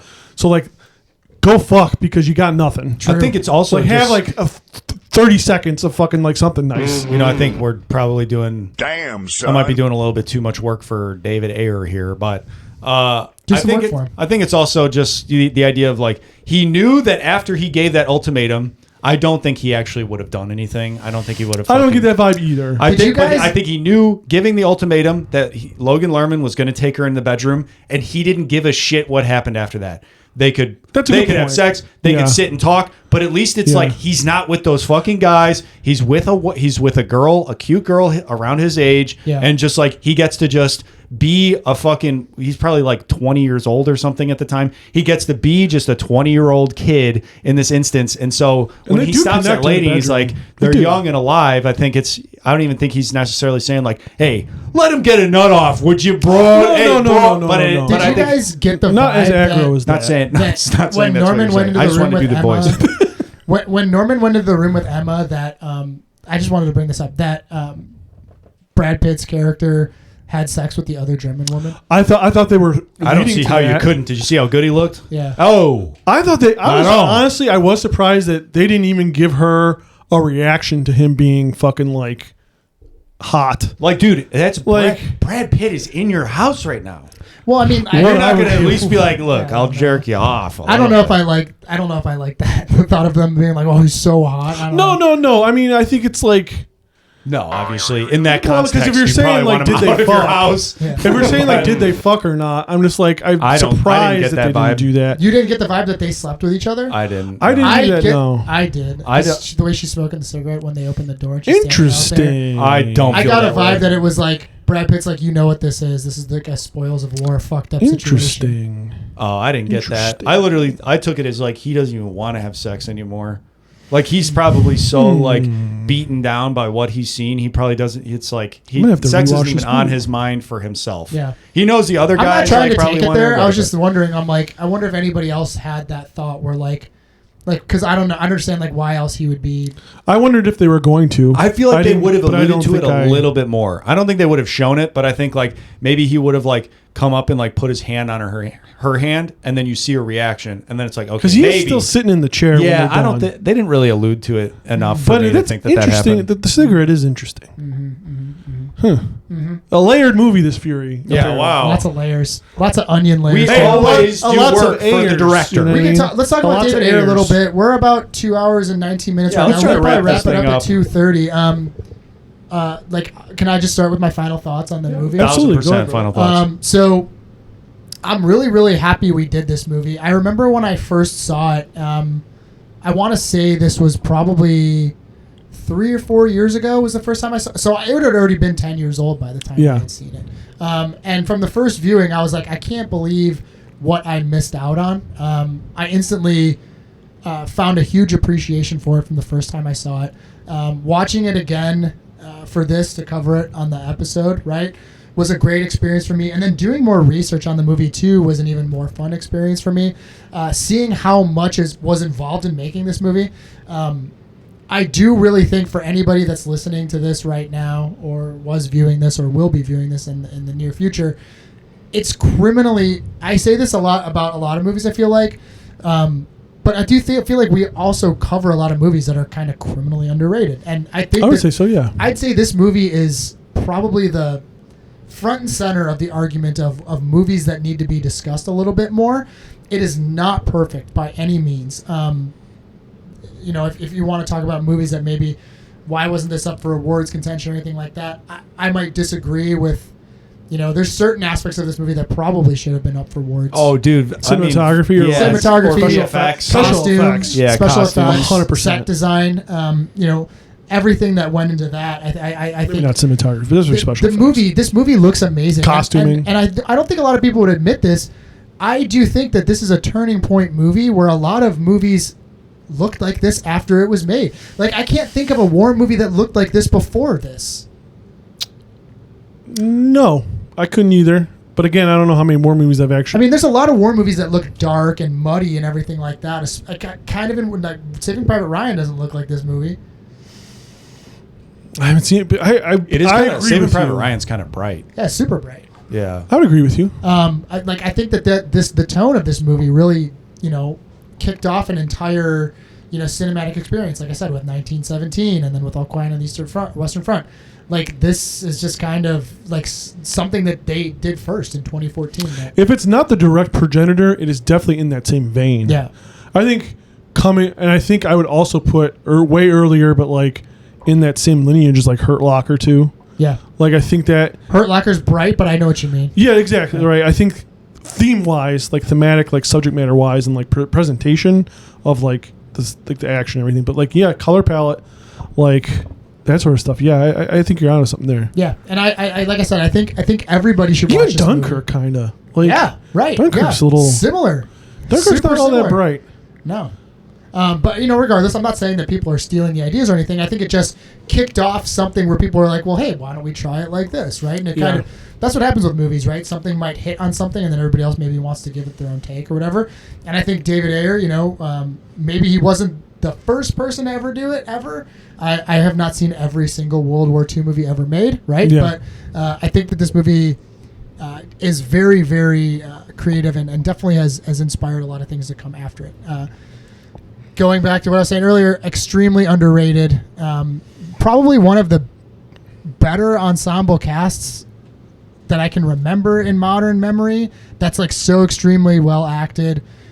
You're talking, four character actors at the height of their powers, doing insane things on screen. You know how Shia LaBeouf's character wasn't thought of for at least one of the many awards that are given out every year for movies is beyond me, and maybe that's just because of his personality and people. Yeah, he's probably his personal. He's got life. some not cool stuff attached to his name, which we won't get into. I respect for everybody, we're but not going to discuss any of that stuff. He's fantastic. In this separating movie, as an actor. the man from the art. There's a lot of like scumbag people that have still been nominated for movies. Fucking Mel Gibson and all the fucking Woody movies Allen, and you know what I mean, like nonstop. So hey, you know what? People fucking still talk about and rave about fucking Rosemary's Baby. I'm shocked at how many people fucking still talk about Rosemary's Baby. People that like are on like the woker side of politics still like rave about Rosemary's Baby. So if we're talking about like separating art from artists, whatever, it is a good movie. But I'm not saying it. I'm not saying it's bad. But I feel like if everybody's like fucking harping on, it needs to be equitable. If everybody's harping on people for doing a podcast about like Lethal Weapon, it's like, well, fucking check your fucking letterbox and your 5-star review of fucking Rosemary's Baby, motherfucker. That's true. Yeah, like I said, like just be fair. If all things are fair. But I understand that like there's an entire like academy of people that need to vote for these things, whether it's the Critics' Choice Awards or the Academy Awards or the Golden Globes or whatever. Like or the potties. The potties. The webbies. Well, we're actually up for the potties, the POTT. We're up for the so vote for us vote for us this year, 2026, for the potty award. For the shit hash episode. The shit hash. We talk about jerking off next to Brad Pitt's shoot your load in the We talk pool about shitting through the hatch in the tank. Albert Pujols was actually supposed to be in this movie. I got to poo. Vote for us for those. But yeah, I mean, 5-star movie. I would give this. I'm giving this movie 5 stars on Letterboxd, just from the most recent watch. I think it's an amazing movie, and I love David Ayer. I think that he is a very unique filmmaker. What I would love to see David Ayer do, honestly, is take a step out of the Hollywood-funded big-budget movies, and I'd like to see him make like an A24 low-budget movie. Interesting. Like with something that he's really passionate about doing, and I think it would be fucking like the dude is awesome. He's an amazing writer. I think he's a good filmmaker. Like, you got to make money in this industry too. Yeah. Right? Like we don't make any fucking money. I fucking wish we did. Yeah, we have one viewer, and I think it might be Marsh. It might just be somebody that's fucking. I think it's literally just Marsh watching the stream. No, that doesn't count, dude. We don't count when we're on here. Oh, okay. This is our stream live. But yeah, regardless, like, you got to make some money and, do a couple of stinker movies. I don't think Suicide Squad is a stinker movie, but, some people might. You just got to do what you got to do to get by. You got to pay the bills. I mean, my favorite character, El Diablo. Yeah, but I mean, he's one of my favorite writers currently working in Hollywood, I think, aside from Taylor Sheridan. I don't watch any of his. I've never seen any of his TV shows. But Sicario, Hell or High Water, Wind River. David Ayer's written, works. I'd say are about equal playing field for me, and they're kind of like similar writing styles too. If you're talking just story, fucking Sicario, definitely. Yeah. I mean, fucking Denis Villeneuve is fucking making that movie. Sicario is one of my favorite movies of all time. But fucking the themes and everything, like it's definitely. But but it doesn't. Modern writers, but it doesn't waver. Oh no, fucking. That's what I'm saying. It's like this movie kind of, it's back and forth on like, this dude saying that war is fucked up, and then at the end he's like, actually, it's kind of fun and cool. Son. But I didn't take him as saying that though. I thought it was him. Like when they're talking about like best job I ever had, I thought that was ironically. Yeah. And I thought he was joining in, kind of finally getting the joke of like, oh, like this job fucking sucks. So best job I ever had. Yeah, that's like the true. And I thought he was lying to himself when he was like, I love killing Germans. I love killing Nazis. I thought he was just trying to show, fucking or convince himself. War daddy. I'll say that my final thoughts are. This movie is perfectly good to watch. It's a great date night movie if you're trying to get her in the mood. Listen, you got a lady coming over, you want to get her in the mood. You Nothing pop bad on can Fury. happen. It can only good happen. You pop on Fury, you get a couple Diet Mountain Dews, you got yourself a good couple minutes, I'll tell you that much. As soon as the movie's done, you'll be shocked if you have any clothes on. I don't know. Something just when I saw Coon Ass, something came over me. Oh, that's another thing is the nicknames.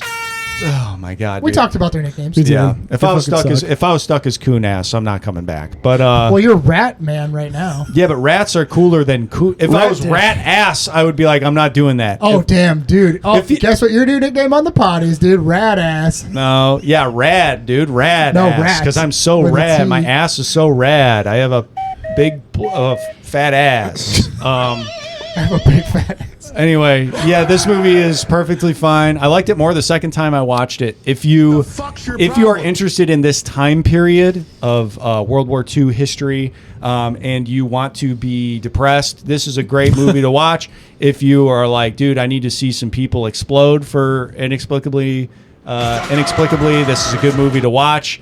If you want to see some, damn, he was just 2 weeks away from retirement deaths, this is a good movie to watch. If you want to see some cool haircuts, because Brad Pitt looks fucking phenomenal in this movie. The costumes are incredible. The tank stuff is unmatched. I mean, they got real tanks, for Christ's sakes, from the time. Shout out to I think this might be the only World War II movie based around tank warfare. Yeah, I think it is. It That's is. another thing. It Is might like be. it is very think it unique probably in is. that it is Unless there's some weird fucking like 1950s, 1940s Yeah. propaganda movie or some It's shit. possible, yeah. But no, I think modern kind of. Yeah. The acting is really good. The color palette's really like bleak and depressing, as it should be. But also very beautiful at the same time. It very much like kind of keeps you down. I mean, the movie starts with him killing that German on that beautiful white horse too. Yeah. He That's just, an awesome pets that scene. white horse. And the horse So- comes back. There is a lot yeah. to like in this movie, at least visually. So even if you don't like David Ayer's other work, you might actually find a lot to like in this one. So I'm going to go ahead and suggest you guys check this one out. Even if you're not an action fan, it's still worth the watch at least once if you're into war style movies. Blood flow Now, to if the you don't like penis war style increased movies, by let's say you like 40%. Disney movies or something, you're probably not going to like this one very much because it's not a Disney movie. And that's my review. The blood flow to the penis increased by 40%. Hit us, Big Dog, with your thoughts. You only do the blood flow penis one for me. Well, I thought that was the perfect time to put it because you just gave such a great review of the movie. My blood Yeah. flow to my penis. Oh, increased that's by why. 40%. That's definitely why you If did not it. more. I think that Do you think I'm picking on you? Yes. I would never do that to you. I was actually gonna call like I play a lot of farts and poops and stuff when you want to handle the drops. You can do it. Yeah, I do want to handle the drop. Next Just give me a episode, lowdown you of heard all of it the. first, folks. Tom is taking over drop duty for drop duty. You guys are gonna. he's gonna drop a duty. Welcome back to the. You guys are gonna Potty regret Awards. that. I assure you. I would say Could be that I need to watch this again before I make like a final decision on how I feel about it. I feel like I was in the wrong headspace while starting it. I think if I go back and watch it, I might have a different experience. I will say though that I think if I had to give a person like, if I were talking to someone about like World War II movies, I would absolutely say to that person like, hey, you know what? Actually, fucking check out Fury. Like, even if it was just for we made a lot of the fucking that apartment scene, which I do think is like, it surprised me in like how a scene like that in this movie. It surprised me, but if not just for the fucking tank battles alone, that is such a unique thing, and it's shot so well, and like just all the tank stuff is really. I could have even used more of that in this movie. It's fantastic. Is really worth the watch for sure. Chewing a little bit of the scenery from the acting. I'm not as high on the acting, but I'm still pretty high on it. Shia LaBeouf's really good. Miguel Peña's really good. And even though John Bernthal goes over in some stuff, he is still hitting it like Yeah, He's for doing me, exactly what you expect him to do. 85% of the time, Yeah, 90% of the time. for sure. Like, even in that apartment scene, he reels it in and he's good. Like, I think David Ayer likes to surround himself. It feels like he likes to surround himself with these guys and give these guys a lot of leeway to do things that they want. And he trusts these actors. But it's effective. It's good. Final judgment, I don't know. I have to see it again. But at least a fucking strong recommend as far as like, hey, if you want to check something out that's not Saving Private Ryan, Flags of Our Fathers, fucking name any of the fucking popular World War II movies, something a little different, pop on Fury. Yeah, hell yeah. And with that, folks, we will be back next week with About That Action. Play us off with whatever the fuck you feel like playing us off with. Humanity inside of that. How do you you know, and I believe that human beings are incredibly capable. Like one of us can change the world, and imagine if we all got together and started co-creating a positive reality together, like how transformative that would be. But if my entire wealth, if my generational wealth is based upon, you know, keeping you nervous so you make a consumer choice and buy my product to satisfy that emptiness in your soul, last thing I fucking want is some sort of like mass self-realization. Who is that? It's David Ayer. Oh, fucking way.